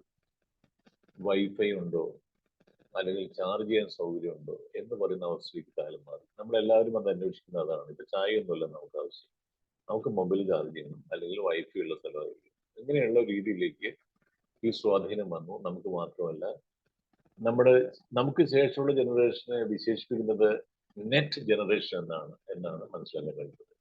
നെക്സ്റ്റ് ജനറേഷൻ എന്തുകൊണ്ടും പിന്നെ നെറ്റ് ജനറേഷൻ ആണ്. ശരിയാണ്, നമ്മളും പണ്ട് നെറ്റ് ജനറേഷൻ ആയിരുന്നു, പക്ഷെ ഇങ്ങനെ ഈ രീതിയിലല്ല എന്ന് മാത്രം. ഇന്നത്തെ ജീവിത സാഹചര്യങ്ങളിൽ ഒരു സ്ഥലത്ത് നിന്നും ഒരു സ്ഥലത്തേക്ക് എത്തണമെങ്കിലും എല്ലാം ഈ സോഷ്യൽ മീഡിയ അല്ലെങ്കിൽ നെറ്റ് സേവനം ഇല്ലാതെ പറ്റില്ല എന്ന് നമുക്കറിയാം. ജീവിതത്തെ അത്ര കണ്ട് എളുപ്പമാക്കാൻ ലോകത്തെ എവിടെയും കമ്മ്യൂണിക്കേറ്റ് ചെയ്യുന്ന രീതിയിൽ ഈ സോഷ്യൽ മീഡിയയുടെ വളർച്ച നമ്മളെ വല്ലാതെ സ്വാധീനിക്കുന്നുണ്ട്. അതില്ലാതെ പറ്റില്ല എന്ന സത്യമാണ്. പക്ഷെ ഈ മീഡിയയിൽ ഉൾപ്പെട്ടിരിക്കുന്ന നമ്മളെല്ലാവരും തന്നെ പലപ്പോഴായി ഈ മീഡിയയുടെ ഭാഗമായി കൊണ്ടിരിക്കുമ്പോൾ നമ്മളും ആഗ്രഹിക്കുന്ന എന്താണ്? ജീവിതത്തിലെല്ലാം പെട്ടെന്ന് നടക്കണം, ഫാസ്റ്റായിട്ട് നടക്കണം, പേയ്മെന്റ്സ് നടക്കണം, അല്ലെങ്കിൽ നമ്മുടെ മറ്റു കാര്യങ്ങൾ നടക്കണം, ഒരു കമ്മ്യൂണിക്കേഷൻ നടക്കണം. എത്രയോ കാര്യങ്ങൾ നിമിഷം കൊണ്ട് ലോകത്തിന്റെ ഏത് കോണിലും എത്താൻ പറ്റും എന്ന് പറയുന്ന ഈ അനുഗ്രഹം നെറ്റിൻ്റെതായിട്ടുള്ള ലോകം ഇല്ലാതിരുന്ന കാലത്ത് കാര്യങ്ങൾ കടന്നിട്ടുണ്ട്. പക്ഷെ ഇന്നത്തെ തലമുറയോ നമ്മൾ ജീവിക്കുന്ന കാലഘട്ടമോ അങ്ങനെയല്ല. ഏത് മേഖലയിലും ഒഴിച്ചുകൂടാൻ പറ്റാത്ത ഒന്നായി സെക്യൂരിറ്റിയുടെ കാര്യത്തില്, സേഫ്റ്റിയുടെ കാര്യത്തില്, ബാങ്കിങ് മേഖലയിൽ, മറ്റ് ബിസിനസ് സെന്ററുകൾ, സ്റ്റോക്ക് മാർക്കറ്റ് എന്ന് വേണ്ട എല്ലാം ഇന്ന് മുന്നോട്ട് പോകുന്നത് നെറ്റ് എന്ന് പറയുന്ന ഇതിനെ കുറിച്ച് മാത്രമാണ് എന്നുള്ളതാണ് പരമാർത്ഥം. ഇപ്പോൾ ഇതിൽ താമസിക്കുന്ന പലരും ഇതിലുള്ള പലരും ഒരുപക്ഷെ അവരുടെ ഔദ്യോഗിക ജീവിതത്തിൽ വിരമിച്ചവരുണ്ടാവാം, ഔദ്യോഗിക ജീവിതത്തിലുള്ളവരുണ്ടാവാം. അവരുടെ ജീവിതത്തിൻ്റെതായിട്ടുള്ള ഓരോ മേഖലകളെയും അപ്ഡേറ്റ് ചെയ്യണമെങ്കിൽ സോഷ്യൽ മീഡിയ ഇല്ലാതിരിക്കാൻ സാധിക്കില്ല. ഞാനും മീഡിയയിൽ വർക്ക് ചെയ്യുന്ന കാലത്തും ഇന്റർവ്യൂസ് നടത്തുന്ന കാലത്തും ഒരു കാലത്ത് പുസ്തകങ്ങൾ മാത്രം വായിച്ചിട്ടായിരുന്നു ഒന്ന് അപ്ഡേറ്റ് ചെയ്യാം. ഒരാളുമായിട്ടൊരു അഭിമുഖം വേണം. ഞാൻ ഏഷ്യാനെറ്റിലായിരിക്കുമ്പോൾ ഈ സോഷ്യൽ മീഡിയ ഒന്നുമില്ല. അന്ന് നമ്മൾ പിറ്റേ ദിവസം ഒരാളെ ഇന്റർവ്യൂ ചെയ്യണം. ഉദാഹരണത്തിന് ഡോക്ടർ MS വല്യത്താൻ, ഹൃദയ ശസ്ത്രക്രിയ വിദഗ്ധനായ അദ്ദേഹത്തെ കുറിച്ച് ഇന്നാണെങ്കിൽ ഗൂഗിളിൽ നോക്കിയാൽ മതി. പക്ഷെ അന്ന് എന്തെങ്കിലും പുസ്തകങ്ങൾ കണ്ടെത്തണം. ഈ പുസ്തകങ്ങൾ തപ്പിപ്പിടിച്ച് അദ്ദേഹത്തിൻ്റെതായിട്ടുള്ള രീതികൾ മനസ്സിലാക്കി പിറ്റേ ദിവസം രാവിലെ ഇന്റർവ്യൂവിൽ ഇരിക്കുന്ന ഒരു സമയം. അതിൽ നിന്ന് വ്യത്യസ്തമായിട്ട് ഇപ്പോൾ എന്ന് പറഞ്ഞാൽ നമുക്ക് ഗൂഗിളും ഒരു നെറ്റും ഉണ്ടെങ്കിൽ എന്തിനെ കുറിച്ച് ലോകത്ത് തീർച്ചയായിട്ടും കണ്ടെത്താൻ, എഴുതാൻ, നേടാൻ സാധിക്കുന്നു എന്നുള്ളത് ഇന്നത്തെ ഹ്രസ്വമായിട്ടുള്ള സമയത്തിന്റെ ഒരു വലിയ പാഠമായിട്ട് ഞാൻ കരുതുന്നു. സോഷ്യൽ മീഡിയ നൽകുന്ന മറ്റൊരു പാഠം നമ്മുടെ വാട്സാപ്പ് മെസ്സേജുകൾ പോലെയാണ്. മരണത്തിനോ ജനനത്തിനോ നേട്ടത്തിനോ സന്തോഷത്തിനോ ഒന്നും ഒരു മെസ്സേജിന്റെ ദൈർഘ്യമുള്ളൂ. കാരണം ഇന്ന് എനിക്ക് ലഭിക്കുന്ന ഒരു സന്തോഷത്തിന്റെ അല്ലെങ്കിൽ ദുഃഖത്തിന്റെ മെസ്സേജിന്റെ മുകളില് 3 പേര് മെസ്സേജ് അയച്ചു കഴിഞ്ഞാൽ ഈ സന്തോഷ ദുഃഖമൊക്കെ താഴേക്ക് പോയി. അത്രേ ഉള്ളൂ. അപ്പൊ അങ്ങനെ നമ്മുടെ ഈ കോവിഡും കൂടി വന്നതോടുകൂടി എത്രയും കൂടെ അകന്നു എന്ന് പറഞ്ഞ പോലെ ഈ മെസ്സേജസിന്റെ ലോകം വന്നതോടുകൂടി, വാട്സാപ്പ് വന്നതോട് കൂടിയിട്ട് മെസ്സേജുകൾ ഇങ്ങനെ കൂടും, അതെല്ലാം താഴേക്ക് പോയിക്കൊണ്ടിരിക്കും. പിന്നെ നമ്മൾ താഴേക്ക് എന്നത് ആവശ്യമുണ്ടെങ്കിൽ മാത്രം എടുക്കുന്നുള്ള അവസ്ഥയിലേക്ക് നമ്മൾ ആ മറ്റു മെസ്സേജുകൾ ഈ മെസ്സേജുകൾ ചവിട്ടി താത്തിക്കൊണ്ടിരിക്കും. അപ്പൊ അത്രയും കണ്ട ഒരു വില വരുന്നുള്ളൂ നമ്മുടെ അനുഭവങ്ങൾക്കൊക്കെ തന്നെ പലപ്പോഴും തോന്നാറുണ്ട്. പല മരണവാർത്തകളൊക്കെ വാട്സാപ്പിൽ കാണുമ്പോൾ അയ്യോ RIP എന്ന മെസ്സേജ് കഴിഞ്ഞു, അത് അപ്പോഴത്തേക്ക് താഴേക്ക് പോയി അടുത്ത മെസ്സേജ് വന്നു, സന്തോഷത്തിന് വാർത്ത വന്നു, നമ്മൾ നേരെ അതിലേക്ക് അറിയിച്ചു. ഇങ്ങനെയെല്ലാം ഒരു ഒരു ഒരു ഒരു വല്ലാത്തൊരു അവസ്ഥയിലേക്ക് നമ്മുടെ സോഷ്യൽ നെറ്റ്വർക്ക് മാറുന്നുണ്ടോ എന്ന് പലപ്പോഴും എനിക്ക് സംശയം തോന്നാറുണ്ട്. സോഷ്യൽ മീഡിയ ഈ കണക്ടിവിറ്റിയുടെ ലോകമാണെങ്കിൽ ഞാൻ എൻ്റെ ഈ വീട് ഒന്ന് പഴയ വീടാണ്, അപ്പൊ നന്നാക്കിയപ്പോൾ ഇന്ന് രാവിലെ ഈ വീട് വൃത്തിയാക്കുന്ന ആളെ തപ്പി കിട്ടുന്നില്ല. അങ്ങനെ ഇന്ന് രാവിലെ ഒരു അമ്മിണി ചേച്ചി എന്നുള്ള ചേച്ചി വന്നു. വളരെ കാലങ്ങളായിട്ട് വീടൊക്കെ ആയിട്ട് ബന്ധമുള്ള ചേച്ചി ആയപ്പോൾ എന്നെ കണ്ടപ്പോൾ ഭയങ്കര അത്ഭുതം. അവര് 2 മണിക്കൂർ നേരം കൊണ്ട് ഈ സോഷ്യൽ മീഡിയ തരുന്നതിനേക്കാൾ ഉപരി ഈ ചുറ്റുവട്ടത്തെ സകലമാന വാർത്തകളും എന്നോട് അപ്ഡേറ്റ് ചെയ്യും. അതിൽ ശരിയുണ്ടാവാം, തെറ്റുണ്ടാവാം, പൊങ്ങച്ചും ഉണ്ടാവാം. പക്ഷെ എന്തായി കഴിഞ്ഞാലും ശരി, അതെല്ലാം തന്നെ ഉൾക്കൊള്ളാനും അതെല്ലാം ഇൻഫർമേഷൻ ആയിട്ട് എടുക്കാനും ഒക്കെ കഴിയുന്നുള്ളതായിരുന്നു. അപ്പോൾ ഈ വാചകങ്ങളുടെ ലോകത്തും സോഷ്യൽ മീഡിയ ഇല്ലാത്ത കാലത്തും നമ്മുടെ നാട്ടിലേക്ക് ആദ്യമായി വീട്ടിലേക്ക് വരുന്ന ഒരാളായിരിക്കാം ഈ സോഷ്യൽ മീഡിയയുടെ ആദ്യത്തെ ഒരു മനുഷ്യൻ എന്ന് നമ്മൾ പറഞ്ഞിട്ടിരിക്കുന്നു. ഇതെല്ലാം തന്നെ സോഷ്യൽ മീഡിയയുടെ അന്നത്തെ കാലം. പിന്നീട് ചായക്കടകളിലേക്ക് മാറി, വാർത്തകളുടെ ലോകമായി. പിന്നീട് അവിടുന്ന് അങ്ങോട്ടും ഇങ്ങോട്ടും മാറി വന്നു. ആദ്യമായി സോഷ്യൽ മീഡിയ കണ്ടെത്തിയത് കുചേലനാണെന്ന് എൻ്റെ സുഹൃത്ത് പറഞ്ഞപ്പോൾ ഞാൻ ചോദിച്ചത് എന്താന്ന് ചോദിച്ചു. സ്വന്തം സുഹൃത്തിനെ വിദ്യാഭ്യാസത്തിന് ശേഷം കാണാതെ വളരെയധികം കാലങ്ങൾ ഒറ്റപ്പെട്ട് ജീവിച്ച, അല്ലെങ്കിൽ ഭാര്യയുണ്ട് കുചേലന്, കഷ്ടപ്പെട്ട് ജീവിച്ച ദാരിദ്ര്യം കൃഷ്ണനെ തപ്പി നടക്കുകയായിരുന്നു. ഒരു ഐഡിയ ഇല്ല കൃഷ്ണൻ എവിടെയെന്ന്. കാണുന്ന സ്ഥലങ്ങളിലെല്ലാം കൃഷ്ണ കൃഷ്ണ കൃഷ്ണ എന്ന് എഴുതി വെച്ചു. ചുമരിലും അവിടെയും ഇവിടെയും കുന്നിലും എന്ന് വേണ്ട എവിടെയൊക്കെയുണ്ടോ എല്ലാ സ്ഥലങ്ങളിലും കൃഷ്ണ എന്ന് എഴുതി വെച്ച് ഈ ഒരു വാർത്ത എങ്ങനെയോ കാട്ടുകീ പോലെ ഇങ്ങനെ എല്ലാവരും പറഞ്ഞു. അത് ആരാണോ ഇത് എഴുതുന്നത് കണ്ടെത്തിയിട്ടാണ് അത്രേ കുചേലൻ ദ്വാരകയിൽ എത്തിയത് എന്നൊരു കഥ. അപ്പൊ അന്നും ഈ സോഷ്യൽ മീഡിയ ചെയ്യുന്നത് അതാണല്ലോ, നമ്മൾ സെർച്ച് ചെയ്യണം, നമ്മുടെ സുഹൃത്തുക്കളെ അന്വേഷിക്കുന്നു, ചിലർ നമ്മളെ കണ്ടെത്തുന്നു കാലങ്ങൾക്ക് ശേഷം. അങ്ങനെയുള്ള നിരവധി സംഗമ സ്ഥാനമായിട്ട് ഫേസ്ബുക്ക് പോലെ വാട്സാപ്പ് പോലെ പലരും കേട്ടറിഞ്ഞ് കണ്ടറിഞ്ഞ് നമ്മളെ തേടി എത്തുന്നു എന്നുള്ള മനോഹരമായിട്ടുള്ള കാര്യം കൂടിയുണ്ട്. അത് നമുക്ക് ഒരിക്കലും ഒഴിവാക്കാൻ പറ്റില്ല. ജീവിതത്തിൽ ആവശ്യം വേണ്ട ഒരു കാര്യമാണ് നമ്മുടെ പഴയ കാലത്തിന്റെ അല്ലെങ്കിൽ ഓർമ്മകളുടെ ലോകം ഉണ്ടാക്കിയെടുക്കാൻ പറ്റുക എന്നുള്ളത്. ജീവിതത്തിന്റെ ഓരോരോ ഘട്ടങ്ങളും നമ്മൾ ഫേസ്ബുക്കുമായി, പിന്നെ ഇതാരും പഠിപ്പിച്ചു തരുന്നില്ല. ഇവിടെ ഇരിക്കുന്ന ആരും തന്നെ നെറ്റ്വർക്കിന്റെ ഒരു ക്ലാസ്സിൽ പോയ ഒരാളാണെന്ന് ഞാൻ വിചാരിക്കുന്നില്ല. നമ്മൾ ഡ്രൈവിംഗ് പഠിക്കാൻ ഡ്രൈവർ ആരും ആശാന വയ്ക്കും. പക്ഷേ ഈ സോഷ്യൽ നെറ്റ്വർക്ക് പഠിക്കാനായിട്ട് ആരും നമ്മൾ മാഷ് വയ്ക്കാറില്ല. നമ്മുടെ കൈ കിട്ടുന്ന യന്ത്രം നമ്മുടെ ഈ 2 വിരലിൽ കൂടിയിട്ടാണ് നമ്മൾ ഈ ലോകം മുഴുവൻ കീഴ്പ്പെടുത്തുന്നത് എന്ന് പറയുന്ന ഒരു വലിയൊരു വിരോധാഭാസമാണ്. ആരും പഠിപ്പിക്കാതെ തന്നെ ഒരു ജംഗ്ഷനിൽ എത്തിക്കഴിഞ്ഞാൽ നമ്മൾ വഴി ചോദിച്ച് നമ്മൾ തന്നെ വഴി കണ്ടെത്തി പോകുന്ന പോലെയാണല്ലോ ഈ സോഷ്യൽ മീഡിയ നമ്മളെ കൊണ്ടുപോകുന്നത്. അവിടെയാണ് ചിലർക്ക് തെറ്റുപറ്റി പോകുന്നത്. ചിലരെ വളഞ്ഞ വഴിയിലൂടെ കൊണ്ടുപോകാനായിട്ട് ശ്രമിക്കുന്നത്. ചിലർ മാത്രം സൂക്ഷിച്ച് ബുദ്ധിപൂർവ്വം നീങ്ങേണ്ട ഒരു അനുഭവം ഉണ്ടാക്കിയെടുക്കാനായിട്ട് പറ്റുന്നത്. എന്തൊക്കെ പറഞ്ഞാലും ശരി, നമ്മളിൽ പലർക്കും പല രീതിയിലുള്ള അബദ്ധങ്ങളും ഒക്കെ തന്നെ സോഷ്യൽ മീഡിയ വരുത്തി വയ്ക്കാറുണ്ട് പല ഇടപാടുകളിൽ. എനിക്കിപ്പോൾ ഒരു ബാങ്ക് ഡീൽ ചെയ്യുന്ന സമയത്ത് ഞാൻ 3-4 തവണയെങ്കിൽ ഞാൻ പേപ്പറിൽ എഴുതി വയ്ക്കും കോഡ് അല്ലെങ്കിൽ OTP, എന്നിട്ട് നോക്കും, ചെക്ക് ചെയ്യും, ഇത് തന്നെയാണ് നോക്കും, ഒരു സ്നാപ്പ് എടുത്ത് നോക്കും. കാരണം ഞങ്ങളുടെ ഉറപ്പ് വരുന്നില്ല. കാരണം ഇത് ചതികളുടെ ഒരു ലോകം നമുക്ക് കണ്ണ് എവിടെയോ ഉണ്ട് എന്നുള്ളൊരു ചിന്ത ഉള്ളതുകൊണ്ടാണ് ശരിക്കും നമ്മൾ കൂടുതൽ ശ്രദ്ധാലുവാണ്. നമ്മളിപ്പോൾ തലമുറയ്ക്ക് പറ്റുള്ളൂ. കുറച്ച് മെച്ചൂർഡായിട്ടുള്ള ജീവിതാനുഭവം ഉണ്ട് എന്ന് വിചാരിക്കുന്ന ഒരു തലമുറ. നമ്മുടെ കുട്ടികൾക്ക് ഒരിക്കലും അതുണ്ടാവില്ല. സത്യത്തിൽ എൻ്റെ 2 പെൺകുട്ടികളുടെ കാര്യം പറയുമ്പോൾ എനിക്ക് നല്ല പേടിയാണ്. കാരണം എന്ന് പറഞ്ഞാൽ ഇപ്പൊ AI വന്നോട് കൂടിയിട്ട് ഏതെങ്കിലും ഒരു സൈറ്റിൽ കയറി കഴിഞ്ഞാൽ നമുക്കറിയാലോ, ആ സൈറ്റുമായി ബന്ധപ്പെട്ട് ആയിരക്കണക്കിന് സൈറ്റുകൾ കയറി വന്നുകൊണ്ടിരിക്കും. കുട്ടികൾ പെട്ടെന്ന് അതിൽ വീഴും. നമ്മളായിരിക്കും അത് വീണ് പോകും. എന്തൊക്കെയാണോ നല്ലത് ചീത്ത എന്നുള്ളതല്ല, നമ്മളെ മുന്നോട്ട് നയിക്കുന്ന ഓരോരോ കാര്യങ്ങൾ കുറ്റവാളികളെ പിടിക്കാനായി AI വളരെ സഹായിക്കുന്നത്. എത്രയോ കാലങ്ങൾക്ക് മുമ്പ് ഒരു അദ്ദേഹം സെർച്ച് ചെയ്തിരുന്ന ഒരു സൈറ്റോ വ്യക്തിയോ എല്ലാം തന്നെ കാലങ്ങൾക്ക് ശേഷവും അതേ സൈറ്റിൽ നിന്ന് കണ്ടെത്താനായി കഴിയുന്നതാണ് സൈബർ എടുത്തിന്റെ ഏറ്റവും വലിയ വെല്ലുവിളി. ഇങ്ങനെയെല്ലാം കൂടി കൂടിച്ചേർന്ന ഒരു ജീവിതമാണ് സോഷ്യൽ മീഡിയ നമുക്ക് തരുന്നത്. പിന്നെ സോഷ്യൽ ലൈഫ്, സോഷ്യൽ സ്റ്റഡീസ്, സോഷ്യലുമായി ബന്ധപ്പെട്ട നിരവധി വാക്കുകളും ജീവിതമുണ്ട്. ഏറ്റവും ഒടുവിലായിട്ടാണ് തോന്നുന്നത് സോഷ്യൽ മീഡിയ എന്ന് പറയുന്ന ഒരു പദപ്രയോഗവും വാർത്തകളുടെ ലോകവും ഒക്കെ ഉണ്ട്. എനിക്ക് പ്രധാനമായിട്ട് പറയാനുള്ള കാര്യം എൻ്റെ അനുഭവത്തിൽ ഈ സോഷ്യൽ മീഡിയയിലെ നിരവധി ന്യൂസ് ചാനലുകളുണ്ട്. ഞാനത് കാണണമെന്ന് പറഞ്ഞാൽ ഒരു ടൈം പാസ്, ഒന്ന് ചിരിക്കാനോ അല്ലെങ്കിൽ വേണ്ട. കാരണം എനിക്കറിയാം ഇതൊന്നും അവിശ്വസനീയമായ കാര്യങ്ങൾ, ഒരാൾ ചീത്ത വിളിക്കാനും ഒക്കെയുള്ള കാര്യങ്ങളാണ്. ആരും പ്രമുഖനാരും പ്രതികരിക്കും. സമീപകാലത്ത് പ്രമുഖനായ ഒരു നടനെ കുറിച്ച്, അദ്ദേഹം ചെയ്യുന്ന ഒരു ഷോയെ കുറിച്ച് ഒരാൾ ചെയ്ത ഒരു സോഷ്യൽ മീഡിയ പ്രോഗ്രാം ഒരാൾ എനിക്ക് ഫോർവേഡ് ചെയ്തു. ചാനൽ കണ്ടു നോക്കുമ്പോൾ ഞാൻ 2-3 പേര് കണ്ടു കഴിഞ്ഞപ്പോൾ ഞാൻ എന്തൊരു തുണിക്കട്ടിയാണ് ആ മനുഷ്യനെ, ഒരു മനുഷ്യനെ ചീത്ത വിളിക്കാൻ വേണ്ടി. അതിൽ നിന്ന് ഞാൻ മനസ്സിലാക്കിയത്, ആ പ്രമുഖനായ നടനോ അയാളുമായി ബന്ധപ്പെട്ട ആരെങ്കിലും ഒരാൾ പ്രതികരിച്ചെങ്കിൽ ഇയാൾ കൂടുതൽ പ്രചക്ഷനാവും, ഈ പ്രോഗ്രാമിന് കൂടുതൽ ലൈക്ക് കിട്ടും, ഇവര് കാശ് കിട്ടും. ആ നടൻ ബുദ്ധിമാനായതുകൊണ്ട് വിട്ടുകളഞ്ഞു, മുണ്ടി. അത് അവർ ഒരാഴ്ച കൊണ്ട് കത്തിപ്പോയി. ഈ മുതുകാടിന്റെ കാര്യം പറഞ്ഞതുപോലെ. അപ്പൊ അങ്ങനെയുള്ളതുകൊണ്ട് പ്രത്യേകിച്ച് ഒരു നിയമോ ലൈസൻസോ ഒന്നും ഈ സോഷ്യൽ മീഡിയ കാര്യത്തിൽ വരാത്തതുകൊണ്ടാണ് ഞാൻ പ്രധാനമായിട്ട് പറയുന്നത് കമ്മ്യൂണിക്കേഷൻ കാര്യത്തിലല്ല, യൂട്യൂബ് പോലെ നമ്മളെ ആസ്വദിപ്പിക്കുന്ന എന്റർടൈൻമെന്റിന്റെ അല്ലെങ്കിൽ ഇൻഫർമേഷൻ ലോകത്ത് വരുന്ന ചതിക്കുഴിയാണ് ഞാൻ പറയാനായിട്ട് ശ്രമിച്ചത്. പിന്നെ നല്ല പാട്ടുകളും ലോകത്തെ വെച്ച് ഇത്രയും നല്ല ഉപാധി അറിയില്ല. പഴയ പാട്ടുകൾ കേട്ടു.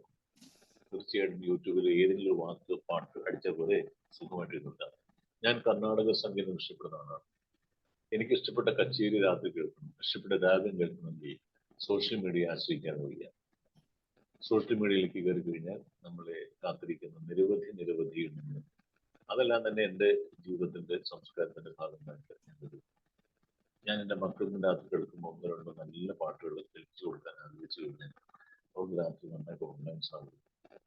അത് രാവിലെ തന്നെ ആ പാട്ട് തന്നെ കേൾപ്പിക്കാൻ കഴിഞ്ഞാൽ രാത്രിയിൽ ഉറക്കത്തിന് മുമ്പ് കേട്ട പാട്ടിന്റെ അതേ തുടർച്ച ഉറക്കത്തിന് ശേഷവും ആ കുട്ടിയെ സ്വാധീനിപ്പിക്കൽ മനസ്സൽപ്പതിന്റെയും നന്നാവും പൂർണ്ണമുണ്ടാവും എന്നാണ് എൻ്റെ വിശ്വാസം. നമ്മുടെയൊക്കെ അച്ഛനമ്മമാരെ നമ്മളെ ശീലിപ്പിച്ച ചില ശീലങ്ങളുടെ ഭാഗമായിട്ടായിരിക്കാം ഇത്രയെല്ലാം മാധ്യമങ്ങളുടെ പല മേഖലകളിലേക്ക് ജീവിക്കാൻ വേണ്ടി ഞാൻ ശ്രമിച്ചെങ്കിലും എനിക്കിപ്പോഴും എൻ്റെ തറവാട്ടിലേക്ക് വരാൻ എന്നെ തോന്നിപ്പിക്കുന്ന ഒരു ഘടകം സോഷ്യൽ മീഡിയയ്ക്ക് അപ്പുറത്തുള്ള ചില മൂല്യങ്ങളാണ് എന്ന് ഞാൻ വിശ്വസിക്കുന്നു. എൻ്റെ വിശ്വാസവും ഒക്കെ ആയിക്കോട്ടെ. ഞാൻ വിശ്വാസിയാണ് എന്ന് ഞാൻ പറയില്ല, ഞാൻ അത്ര വലിയ വിശ്വാസിയാണ്. പക്ഷേ കാലം അല്ലെങ്കിൽ നമ്മുടെ പാരമ്പര്യം അനുശാസിക്കുന്ന ചില വിശ്വാസങ്ങൾ തീർച്ചയായിട്ടും ഉണ്ട് എന്ന് മാത്രം. അവിടെ എല്ലാം തന്നെ അതിനെ ഊട്ടിയുറപ്പിക്കാനോ തെറ്റിദ്ധരിപ്പിക്കാനോ സോഷ്യൽ മീഡിയക്ക് ഞാൻ ഇതുവരെ കീഴടങ്ങാറില്ല, ഭീഷണിക്ക് കീഴടങ്ങാറില്ല. സോഷ്യൽ മീഡിയ കൂടി വരുന്ന ഭീഷണിക്ക് ആധികാരികതയില്ല എന്ന് വിചാരിക്കുന്നു. നമ്മുടെ ഡേറ്റാസ് മോഷ്ടിക്കപ്പെടുമെന്നൊക്കെ പലരും പറയാറുണ്ട്. ശരിയാണ്. നമ്മൾ അനാവശ്യമായിട്ടും അല്ലെങ്കിൽ അവിശ്വസനീയമായിട്ടുള്ള മേഖലയിലാണ് ഡേറ്റ ഉപയോഗിക്കുന്നതെങ്കിൽ തീർച്ചയായിട്ടും അത് ഏത് കാലത്തേക്കും മോഷ്ടിക്കപ്പെടാനുള്ള സാധ്യത എത്രയോ അനുഭവങ്ങൾ നമ്മുടെ ചുറ്റോട്ടത്ത് കാണും. നമ്മൾ രാവിലെ കാർപോർച്ചിൽ നിന്ന് വണ്ടി എടുത്ത് റോഡിലേക്ക് ഇറങ്ങി കഴിഞ്ഞാൽ നമ്മൾ ഒരിക്കലും ഒരു റൂട്ട് പ്ലാൻ വരച്ചു വെച്ചിട്ടല്ലല്ലോ വണ്ടി ഓടിക്കുന്നത്. നമ്മൾ ഓടിക്കുന്നു, ചിലർക്ക് സൈഡ് കൊടുക്കും, ചിലപ്പോൾ സ്പീഡ് കൂട്ടും, ചിലർ നമ്മളെ പേടിപ്പിക്കും, ചിലരെ നമ്മളൊന്ന് പേടിപ്പിക്കാൻ ശ്രമിക്കും. സ്വാഭാവികം, നമ്മുടെ മാനസിക വ്യവഹാരങ്ങളുടെ ഭാഗമാണ് എന്ന് വിശ്വസിക്കുന്നു. സോഷ്യൽ മീഡിയ അതേപോലെ തന്നെ നല്ല മെസ്സേജസിലൂടെ നമ്മളെ മുന്നോട്ട് കൊണ്ടുപോകുന്ന ഒരു ധാരണ ഉണ്ടാവും. എന്നാൽ അതേസമയം തന്നെ നമ്മളുടെ വീക്ക്നെസ് മനസ്സിലാക്കി നമ്മളെ കീഴ്പ്പെടുത്താൻ ശ്രമിക്കുന്നത്, പ്രത്യേകിച്ച് അതിന് ആണെന്നോ പെണ്ണെന്നോ വ്യത്യാസമില്ലാത്ത ഒരു കാലഘട്ടം ഉണ്ട് എന്ന് നമുക്കറിയാം. പക്ഷേ സോഷ്യൽ മീഡിയയ്ക്കും ഒക്കെ അപ്പുറത്ത് ഇന്ന് ഈ വേദിയിലുള്ള എല്ലാവർക്കും തന്നെ, ഈ സദസ്സിലുള്ള എല്ലാവർക്കും തന്നെ അവരുടേതായിട്ടുള്ള കുടുംബം, അവരുടേതായിട്ടുള്ള സുഹൃത്തുക്കൾ, അവരുടേതായിട്ടുള്ള ലോകം, കാഴ്ചപ്പാട്, പ്രായം, എല്ലാ രീതിയിലുള്ള അനുഭവങ്ങളും ഉള്ളവരാണ് എന്ന് ഞാൻ വിശ്വസിക്കുന്നു. ഞാൻ തീർച്ചയായിട്ടും അങ്ങനെ ഒരു ജീവിതം ഉണ്ടാകണം എന്നാണ് ഞാൻ ആഗ്രഹിക്കുന്നത്. പിന്നെ ഞാൻ വിചാരിക്കുന്നു പറഞ്ഞാൽ സോഷ്യൽ മീഡിയ തന്നെ കിട്ടിയ ചില നല്ല പാഠങ്ങളിലൊന്ന് നമ്മളെ ജീവിക്കാനും ദ്രോഹിക്കാനും ഒക്കെ എതിരെ ഗ്രഹങ്ങളുണ്ട് അത്രേ. ഇങ്ങനെ നല്ല പാഠങ്ങളുണ്ട് കേട്ടോ സോഷ്യൽ മീഡിയയിൽ. ഞാനപ്പോൾ അത് കൗതുകത്തോടെ വായിച്ചു വന്നു. ചൊവ്വ ദോഷമുള്ള ചൊവ്വ ഗ്രഹമുണ്ട്. പിന്നെ ഗുരുസ്ഥാനീയനായ വ്യാഴം നമ്മളെ ചിലപ്പോൾ സന്തോഷിപ്പിക്കും. പിന്നെ ചിന്തിപ്പിക്കാൻ ബുധൻ എന്ന ഗ്രഹമുണ്ട്. കണ്ടകശിനി കൊണ്ടേ പോകൂ എന്ന് പറഞ്ഞുകൊണ്ട് ശനി അവിടെ നിൽക്കുന്നുണ്ട്. അങ്ങനെ 9 ഗ്രഹങ്ങള് നമ്മളെ വല്ലാതെ ദ്രോഹിക്കുകയും പരീക്ഷിക്കുകയും ഒക്കെ ചെയ്യുന്നുണ്ട് എന്ന് സോഷ്യൽ നെറ്റ്വർക്ക് മനസ്സിലാക്കിയപ്പോൾ അതിന് ശേഷമുള്ള വാചകം എന്നെ വല്ലാതെ സ്വാധീനിച്ചു. അത് 9 ഗ്രഹങ്ങളുണ്ടെങ്കിലും 10ാമത് ഒരു ഗ്രഹം ജനിച്ചു വീഴുമ്പോഴേ അമ്മ തരുന്നുണ്ടത്രേ. ആ ഗ്രഹത്തിന്റെ പേര് അനുഗ്രഹം എന്നാണ്. ആ അനുഗ്രഹം എല്ലാവരിലും ഉണ്ട്. ഏത് യാത്രയിലും എന്ന പോലെ ഏറ്റക്കുറച്ചിലും ആരോഹണം ഉള്ളതുപോലെ ഈ നമ്മുടെ ജീവിതത്തിലും പല രീതിയിലുള്ള ആരോഹണങ്ങളും അവരോഹണവും ഒക്കെ ഉണ്ടാവും. പക്ഷേ ഈ അനുഗ്രഹം എന്നുള്ള സാധനം കൂടെ ഉള്ളത് കൊണ്ട് അതിന് ഇങ്ങനെ കുറെ നല്ല പാഠങ്ങൾ സോഷ്യൽ മീഡിയയിൽ നിന്ന് ലഭിക്കുന്നു എന്നുള്ളത് തീർച്ചയായിട്ടും ഞാനൊരു മാധ്യമ പ്രവർത്തകന്റെ ജോലി എനിക്കിഷ്ടമാണ്. പക്ഷെ അങ്ങനെ ഉള്ളതുകൊണ്ട് തന്നെ നമുക്ക് എപ്പോഴും നമ്മൾ അപ്ഡേറ്റ് ചെയ്യണം നമ്മുടെ അറിവ്, നമ്മുടെ ഭാഷ, ആ ഭാഷയുടെ ശുദ്ധി നല്ലപോലെ സംസാരിക്കാൻ കഴിയുക. എൻ്റെ മാധ്യമം മലയാളമാണ്. മലയാളത്തിൽ സംസാരിക്കാനും മലയാളത്തിൻ്റെതായിട്ടുള്ള മൂല്യങ്ങൾ എന്തൊക്കെയെന്ന് അറിയണമെങ്കിൽ തീർച്ചയായിട്ടും ഗൂഗിളിലോ സോഷ്യൽ മീഡിയയിലോ പലരുമായിട്ടുള്ള സംവാദങ്ങളൊക്കെ എന്നെ വളരെ സഹായിച്ചിട്ടുണ്ട്. അപ്പോൾ നമുക്ക് നമ്മളെ സ്വാധീനിക്കുന്ന കുറെ എൻ്റെ ഏരിയ തമാശ, വീക്കെൻഡ് തമാശ, അങ്ങനെയുള്ള കുറെ പേരുടെ അങ്ങനെയുള്ള ഏരിയയാണ് സോഷ്യൽ മീഡിയ എനിക്ക് വരുന്ന സുഖം. ഓരോരുത്തർക്കും ഓരോ രീതിയിലാണല്ലോ. ഈ ആർട്ടിസ്റ്റ് നമ്പൂതിരി എല്ലാവർക്കും അറിയാമല്ലോ. ഈ ആർട്ടിസ്റ്റ് നമ്പൂതിരി കോഴിക്കോട് ആണ് താമസിക്കുന്നത്. വീക്കെൻഡ് ആർട്ടിസ്റ്റ് നമ്പൂതിരിക്ക് കത്ത് എഴുതിയിരുന്നപ്പോൾ അഡ്രസ്സ് എന്നെ വല്ലാതെ ചിരിപ്പിച്ചു. സോഷ്യൽ മീഡിയയിൽ കണ്ടതാണ്. ആർട്ടിസ്റ്റ് നമ്പൂതിരി വരയൻ കോഴിക്കോട് ഏറിയാൽ 1 അല്ലെങ്കിൽ 2 എന്നാണ്. ആർട്ടിസ്റ്റ് നമ്പൂതിരി വരയൻ എന്നാണ്. എത്ര മനോഹരമായ ഭാവനയിലാണ് അദ്ദേഹം അത് എഴുതിയിരിക്കണമെന്ന് ആലോചിക്കുമ്പോൾ വീക്കെൻഡ് എന്ന് പറയുന്ന ഒരു മനുഷ്യന്റെ നർമ്മബുദ്ധി ഈ കാലങ്ങൾക്ക് ശേഷവും സോഷ്യൽ മീഡിയയിൽ ഉണ്ട് എന്നുള്ളതുകൊണ്ടാണ് നമ്മൾ വിവിധ തിരക്കിനിടയിൽ നമ്മുടെ പ്രിയപ്പെട്ടവരെ തെരഞ്ഞു കണ്ടുപിടിക്കുമല്ലോ. കൊച്ചു കുഞ്ഞുങ്ങളാണെങ്കിലും ശരി, ഒരു തിരക്കിനിടയിൽ എത്തിക്കഴിഞ്ഞാൽ അവരുടെ സമപ്രായക്കാരെ അവർ കണ്ടെത്തും എന്നതുപോലെയാണ് സോഷ്യൽ മീഡിയയിൽ നമുക്ക് ആവശ്യമുള്ളത് നമ്മൾ കണ്ടെത്താൻ ശ്രമിക്കും, നമ്മൾ കണ്ടെത്തിയിരിക്കും. എന്തെങ്കിലും സംശയമാണോ, എന്തെങ്കിലും ഒരു ഒരു എന്താ പറയുക, അത് ആധികാരികമായിട്ടാണോ അല്ലയോ എന്നുള്ളതിന് പിന്നെ വശം നമ്മൾ അതിനെക്കുറിച്ച് തേടിയിരിക്കും. അതെങ്ങനെയാണോ, അത് ഇങ്ങനെയാണോ എന്നുള്ള ചെറിയ ചെറിയ തിരിച്ചറിവുകൾക്ക് സോഷ്യൽ മീഡിയ വളരെയധികം പ്രയോജനം ചെയ്യുന്നുണ്ട് എന്നുള്ള കാര്യത്തെ ഒരിക്കലും തള്ളിക്കളയാൻ പറ്റില്ല. ഈ അമ്പലപ്പറമ്പിലും ഉത്സവപ്പറമ്പിലും സുഹൃത്തുക്കൾ തിരിച്ചറിയുന്ന പോലെ പോക്കിരിക്കാരെ തിരിച്ചറിയും കേട്ടോ. കള്ളന്മാരെ തിരിച്ചറിയും. ഒരു കള്ളനാണെങ്കിൽ അവനറിയാം വേറൊരു കള്ളൻ വരണമെങ്കിൽ കറക്റ്റ് കള്ളനാണ് എന്ന് പറഞ്ഞ പോലെ സോഷ്യൽ മീഡിയയിലും പരസ്പരം ഓരോരുത്തരുടെ ക്യാരക്ടർ വൈസ് എല്ലാവർക്കും തിരിച്ചറിയാനായിട്ട് കഴിയും, അപരിചിതരാണെങ്കിൽ പ്രത്യേകിച്ച്. ഇതെല്ലാമാണ് സോഷ്യൽ മീഡിയ എന്നെ സംബന്ധിച്ച് ഇതുവരെ കൊണ്ടുവന്നിരിക്കുന്ന ചില മുഹൂർത്തങ്ങളും ഭാവങ്ങൾ എന്ന് പറയാൻ കഴിയും. ലോകത്തേക്ക് വെച്ച് ഏറ്റവും കൂടുതൽ വേണ്ടത് എന്താണ്? കമ്മ്യൂണിക്കേഷനാണ്. ആ കമ്മ്യൂണിക്കേഷൻ വളരെ കൃത്യമായ രീതിയിൽ വളരെ ചുരുങ്ങിയ നോട്ടുകളിലൂടെ എന്താ പറയുന്നത് പ്രകടിപ്പിക്കാൻ പറ്റുന്നത് സോഷ്യൽ മീഡിയ ഉള്ളതുകൊണ്ട് മാത്രമാണ് എന്നുള്ള പരമസത്യം നമുക്ക് എല്ലാവർക്കും അറിയാം. ഇത് ഗ്രൂപ്പുകളുടെ കാലമാണ്. നമ്മളെല്ലാവരും അറിഞ്ഞു മാറാതെയും നിരവധി ഗ്രൂപ്പുകളിലുള്ളവരാണ്, സംശയമൊന്നുമില്ല. ചില ഗ്രൂപ്പുകളിൽ നിന്ന് ഒഴിവാണെന്ന് ആഗ്രഹമുണ്ട്, പക്ഷെ പറ്റില്ല. കാരണം എന്തൊക്കെ ഫീലിങ്സ് നമ്മൾ കേൾക്കും. ഒരാൾ ഗ്രൂപ്പിൽ നിന്ന് ഒഴിവാക്കി കഴിഞ്ഞാൽ ലോകം നാട്ടുകാരും മൊത്തം അറിയും. അത് ഞാൻ ഒഴിവാക്കേണ്ടി പറ്റിയില്ല. പിന്നെ നമ്മൾ സഹിച്ച ആ ഗ്രൂപ്പിൽ തുടരേണ്ടി വരുന്ന അവസ്ഥ. ഞാൻ ഒന്നും ഉദ്ദേശിച്ച് പറഞ്ഞതല്ല, നമ്മുടെ ചില ഗ്രൂപ്പുകളുടെ ചില പശ്ചാത്തലം പറഞ്ഞു. കാരണം ഞാൻ എത്രയോ ഗ്രൂപ്പ് നിൽക്കുന്ന അറിയില്ല. പക്ഷെ നമ്മൾ ആവശ്യമുള്ള 3-4 ഗ്രൂപ്പുള്ളൂ. പക്ഷെ നമ്മൾ കോഴ്സിൽപ്പെടുകയാണ്, കാണണോ വേണ്ടിയോ, നമുക്ക് ഇഷ്ടമുള്ള ഏരിയ ആവില്ല. പിന്നെ സൗഹൃദം കളയാൻ ആഗ്രഹമില്ലാത്തതുകൊണ്ട് മാത്രം നമ്മൾ തീർച്ചയായിട്ടും അത് ഫോളോ അപ്പ് ചെയ്യുന്നത് മാത്രം നല്ലതാണ്. ഒരാളെ കാണാനില്ലെന്നോ ഒരാൾക്ക് നന്മ ചെയ്യണമെന്നോ അങ്ങനെയൊക്കെ തോന്നിക്കഴിഞ്ഞാൽ തീർച്ചയായിട്ടും അത് തിരിച്ചറിയാനായിട്ട് സോഷ്യൽ മീഡിയ വേണം. സോഷ്യൽ മീഡിയയുടെ നല്ല വശങ്ങളും ചീത്ത വശങ്ങളും ഒക്കെയാണ് ഞാൻ പൊതുവായിട്ട് പറയാനായിട്ട് ശ്രമിച്ചത്. എന്നെ സോഷ്യൽ മീഡിയ സമ്മാനിച്ച ഏറ്റവും നല്ല അനുഭവം കഴിഞ്ഞ ദിവസം കോഴിക്കോട് അല്ല പാലക്കാട് നടന്ന ഒരു ബസ് അപകടം, ബസ് ഇടിച്ച ഒരു വാർത്ത നിങ്ങൾ കണ്ടോന്നറിയില്ല. അത് ചാനലിൽ വാർത്തയായിട്ട് വന്നുപോയി. പക്ഷേ ആ വിഷ്വൽ വളരെയധികം മീഡിയയുടെ ഭാഷ പറഞ്ഞ വൈറലായി. നമ്മുടെ കാലത്തൊന്നും ഈ വൈറൽ എന്നുള്ള വാക്കൊന്നുമില്ല. അതുകൊണ്ട് വൈറലായി. അതിങ്ങനെയാണ്, ഒരു പ്രൈവറ്റ് ബസ് വണ്ടി ഇടിച്ച് റോഡിൽ രണ്ടുപേര് കിടന്നു. അതിൽ ഒരാളെ എങ്ങനെയൊക്കെ ആശുപത്രി കൊണ്ടുപോയി, മറ്റേ ആള് റോഡിൽ തന്നെ കിടത്താണ്. അപ്പോൾ ഈ പാലക്കാട് ഈ ഒരു ബസ് ഡ്രൈവറും കണ്ടക്ടറും ചേർന്ന് ഈ പരിക്കേറ്റ ആളെ ആ ബസ് കയറ്റി ബസ് ഓട്ടം നിർത്തി ആ വണ്ടി ആശുപത്രിയിലേക്ക് ഒക്കെ കൊണ്ടുപോയി അയാളെ അവിടെ കൊണ്ടുപോയി രണ്ടുപേരും കൂടി ചേർന്ന് ഏൽപ്പിച്ചു കൊടുക്കുന്ന ഒരു വലിയൊരു, അത് പറയുമ്പോൾ ഇപ്പോഴും രോമാഞ്ചം ഉണ്ടാവുക. ഇങ്ങനെ നല്ല മനുഷ്യർ ഈ ലോകത്തുണ്ട് എന്നുള്ള നല്ല തിരിച്ചറിവുകളും സോഷ്യൽ മീഡിയ നൽകുന്നുണ്ട് എന്ന് നമുക്ക് വിസ്മരിക്കാൻ പറ്റില്ല. അപ്പൊ നന്മയുടെ അംശം, മേന്മ, വെണ്മ ഇതൊന്നും തന്നെ മാഞ്ഞിട്ടില്ല എന്നതിന് തെളിവാണ് നമ്മളെല്ലാവരും തന്നെ ഇന്ന് ഈ വേദിയിൽ ഒത്തുചേർന്നിരിക്കുന്നത് എന്ന് ഞാൻ മനസ്സിലാക്കുന്നു. ഈ പേര് സൂചിപ്പിക്കുന്ന പോലെ തന്നെ ജീവിതം തന്നെ ഒരു ഉറവാണ്. ആകാശത്തിന്റെ ഒരു ഉറവ് പോലെയാണ് മഴ പെയ്യുന്നതെങ്കിൽ ഇന്ന് ഈ മഴക്കാലത്ത് അല്ലെങ്കിൽ മഴ പെയ്യുന്ന സന്ധ്യയിൽ ആ നന്മയുടെയും സ്നേഹത്തിന്റെയും ഒരു ഉറവായി ഉള്ളതുകൊണ്ടാണ് നമ്മളെല്ലാം ഒരു ഉറവായിട്ട് ഇവിടെ കൂടിയിരിക്കുന്നത് എന്ന് ഞാൻ വിശ്വസിക്കുന്നു. ഞാൻ അതിന് സോഷ്യൽ മീഡിയയോട് നന്ദി അറിയിക്കുകയും ചെയ്യും. സോഷ്യൽ മീഡിയയും നമ്മളും തീർച്ചയായിട്ടും ഒഴിവാക്കപ്പെടേണ്ടതല്ല. തലമുറകളിൽ നിന്നും തലമുറകളിലേക്ക് ഈ സോഷ്യൽ മീഡിയയുടെ പുതിയ രൂപഭാവങ്ങളിലൂടെ കയറുന്നുള്ള കാര്യത്തിൽ യാതൊരു സംശയമില്ല. ഇപ്പൊ എയുടെ തന്നെ അറിയാലോ നമുക്ക് ഇന്ന് തരത്തില് എങ്ങനെയാണോ മനുഷ്യൻ മാറി മറിയുക. പണ്ട് അവതാരങ്ങൾ എന്നൊക്കെ നമ്മൾ ദൈവങ്ങളെ കുറിച്ച് പറയാം. പക്ഷെ ഇന്ന് നമ്മുടെ സോഷ്യൽ മീഡിയയുടെ ഒരു മുഖമുദ്ര തന്നെയാണ് അവതാർ എന്ന് പറഞ്ഞു കഴിഞ്ഞാൽ. അങ്ങനെയാണ് കാലം നമ്മളെ മാറ്റിമറിച്ച് കൊണ്ടുപോകുന്നത് എന്ന പരമാർത്ഥത്തെ വിസ്മരിക്കാതെയാണ് ഞാൻ ഇന്ന് ഇങ്ങനൊരു നല്ല ഒരു ഉറവിന്റെ സംഘത്തിലേക്ക് എന്നെ ക്ഷണിച്ചപ്പോൾ ഞാൻ എത്താൻ തയ്യാറായത്. ഞാൻ ആദ്യം പറഞ്ഞൊരു കാര്യമായിരുന്നു, ഏതൊരു ചടങ്ങും ആരംഭിക്കുന്ന സമയത്ത് പ്രസംഗം ആരംഭിക്കേണ്ടത് അധ്യക്ഷൻ എന്ന് പറഞ്ഞുകൊണ്ടായിരിക്കുന്നു. ഞാൻ ഇന്നത്തെ ഈ ഒരു സന്ധ്യയുടെ ഒരു ധൃതിയില് ഞാൻ അധ്യക്ഷന് നന്ദി പറഞ്ഞിട്ടല്ല തുടങ്ങിയത്. പ്രിയപ്പെട്ട അധ്യക്ഷൻ, ഈ ഒരു വേളയിലെങ്കിലും ഞാൻ അങ്ങയോട് കടപ്പെട്ടിരിക്കുന്നു. അധ്യക്ഷൻ നന്ദി അറിയിക്കുന്നു. പിന്നെ എന്നെ അവതരിപ്പിച്ച അദ്ദേഹത്തിന് നന്ദി. ഉറവിന്റെ അംഗങ്ങൾക്കും ഇനിയും 81ാമത്തെ എന്ന് പറഞ്ഞു എത്രയോ കാലം നല്ലപോലെ തന്നെയുള്ള നീരുറവുകൾ ഉണ്ടാവട്ടെ എന്നാണ് മനസ്സുകൊണ്ട് ആഗ്രഹിക്കുന്നു.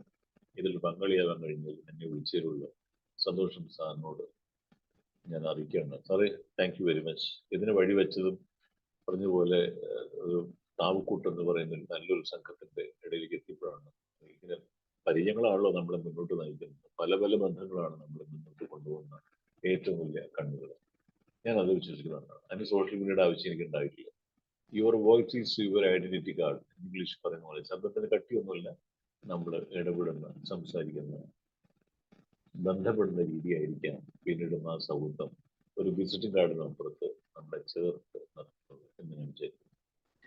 ഈ നമ്മൾ പലരും തിരിച്ചറിയാൻ സോഷ്യൽ മീഡിയയിൽ ചെറിയ ചിരി വരും. നമ്മൾ പലരുടെ പേരുകൾ എഴുതിയിടുന്നു, ശ്രദ്ധിച്ചിട്ടുണ്ടോ? പക്ഷെ ഈ പേരുകൾ എഴുതുന്ന അവരെ കാണിക്കാൻ നമ്മൾ ആഗ്രഹിക്കുന്നില്ല. കാരണം വികൃതമായ പല രീതിയിലായിരിക്കും പലരുടെ പേരുകൾ നമ്മൾ ചേർക്കുക. എന്നാൽ നമ്മുടെ ഉദ്ദേശം എന്താ? അയാൾ നമ്മളെ ഓർക്കണം, അല്ലെങ്കിൽ എനിക്ക് അയാളെ ഓർമ്മ വരണം. കാരണം കുറെ പേരുകൾ ഒരേ പേരിലാകുമ്പോൾ നമ്മൾ മറന്നു. അപ്പൊ പല രീതിയിലാണ് പേരുകൾ സൂചിപ്പിക്കുക എന്നുള്ളതാണ്. ഒരു കാമുകന് വലിയ മോഹമായിരുന്നു എന്നെ കുറിച്ച് അയാളുടെ സുഹൃത്തായ കാമുകി മൊബൈൽ ഫോണിൽ എന്ത് പേരായിരിക്കും എഴുതിയിരിക്കുക എന്നുള്ളത്. ഇതും ഫേസ്ബുക്കിൽ വന്ന തമാശയാണ്.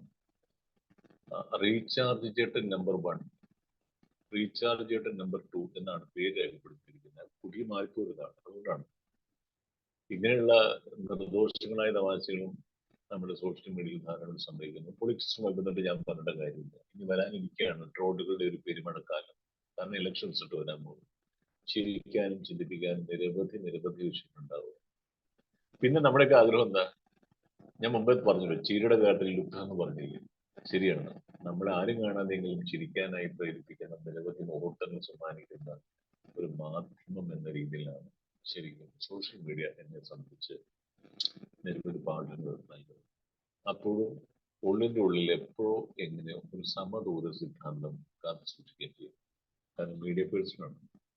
ഈ എപ്പോഴാണോ ഏതൊക്കെ രീതിയിലാണോ ഒരാളോട് സംസാരിക്കുന്നത്, എങ്ങനെയൊക്കെയാണോ അത് വളഞ്ഞു പോകാന്നോ നമുക്ക് യാതൊരു ഐഡിയയില്ല. അത് കാരണം ഫോണിൽ സംസാരിക്കുമ്പോഴൊക്കെ തന്നെ പരമാവധി നമസ്കാരം, സുഖമുണ്ട്, എന്തുണ്ട്, ചീത്ത വിളിച്ചാലും സന്തോഷം, ഇതല്ലാതെ മറുത്തൊരു വാക്ക് പറയാനായി വായിന് വരലേന്ന് പ്രാർത്ഥിക്കാറുണ്ട്. കാരണം ഈ ലോകം അങ്ങനെ ആയതുകൊണ്ടാണ് അങ്ങനത്തെ ഒരു ചിന്ത എന്നിലേക്കൊന്നും, ഞാൻ മാത്രമല്ല കേട്ടോ, നമ്മുടെ പല സുഹൃത്തുക്കളും എല്ലാം നമ്മൾ പലരും അങ്ങനെ ആയിരിക്കാം. കാരണം നമുക്ക് പലരുമായിട്ടും ഇടപെടേണ്ടി വരുമ്പോഴും, എന്നാൽ ചിലർ ക്ലച്ച് വിട്ട് വനടുത്ത് വെച്ച് കാണും, അങ്ങനെ ജീവിക്കുന്നവരും സംസാരിക്കുന്നവരും ഇടപെടുന്നവരും ഒക്കെ ഉണ്ടാവും. എന്നാൽ രഹസ്യങ്ങൾ കൈമാറാനും ഒരു കല്യാണാലോചന കൊണ്ടുപോകാൻ എന്തിനും ആയിക്കോട്ടെ, ഈ സോഷ്യൽ നെറ്റ്വർക്ക് സമ്മാനിക്കുന്ന നല്ല വശങ്ങൾ തീർച്ചയായിട്ടും പാലിക്കാനായി ഇനിയുള്ള കാലത്തും സാധിക്കണമെന്ന ആഗ്രഹത്തോടെ ഒരിക്കൽ കൂടി എന്നെ വിളിച്ചിരുന്നു. ഈ സംഘത്തോടൊപ്പം ചേരാൻ കഴിഞ്ഞുള്ള നന്ദി, സ്നേഹം, കടപ്പാട്.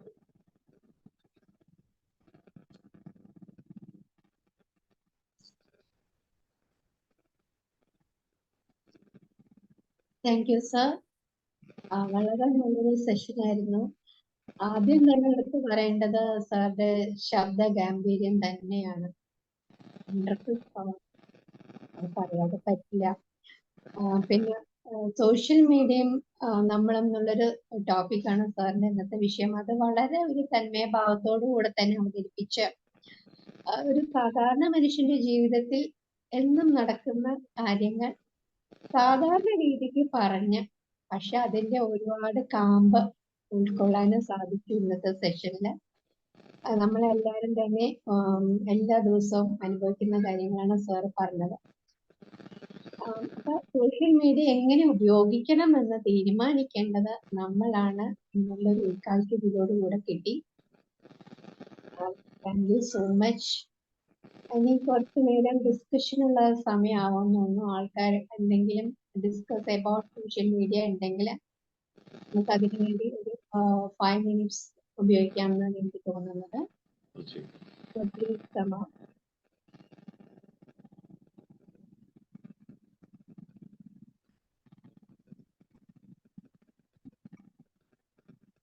ഓരോരുത്തർക്ക് അവരവരുടെ എക്സ്പീരിയൻസ് ഷെയർ ചെയ്യലോ, അല്ലെങ്കിൽ എന്തെങ്കിലും ഡൗട്ട്സ് എന്തെങ്കിലും ഉണ്ടെങ്കിൽ ചോദിച്ച് പറ്റുന്ന രീതിക്ക് ക്ലിയർ ചെയ്യാൻ പറ്റുകയാണെങ്കിൽ ചെയ്യുന്നതൊക്കെ ആയിരിക്കും.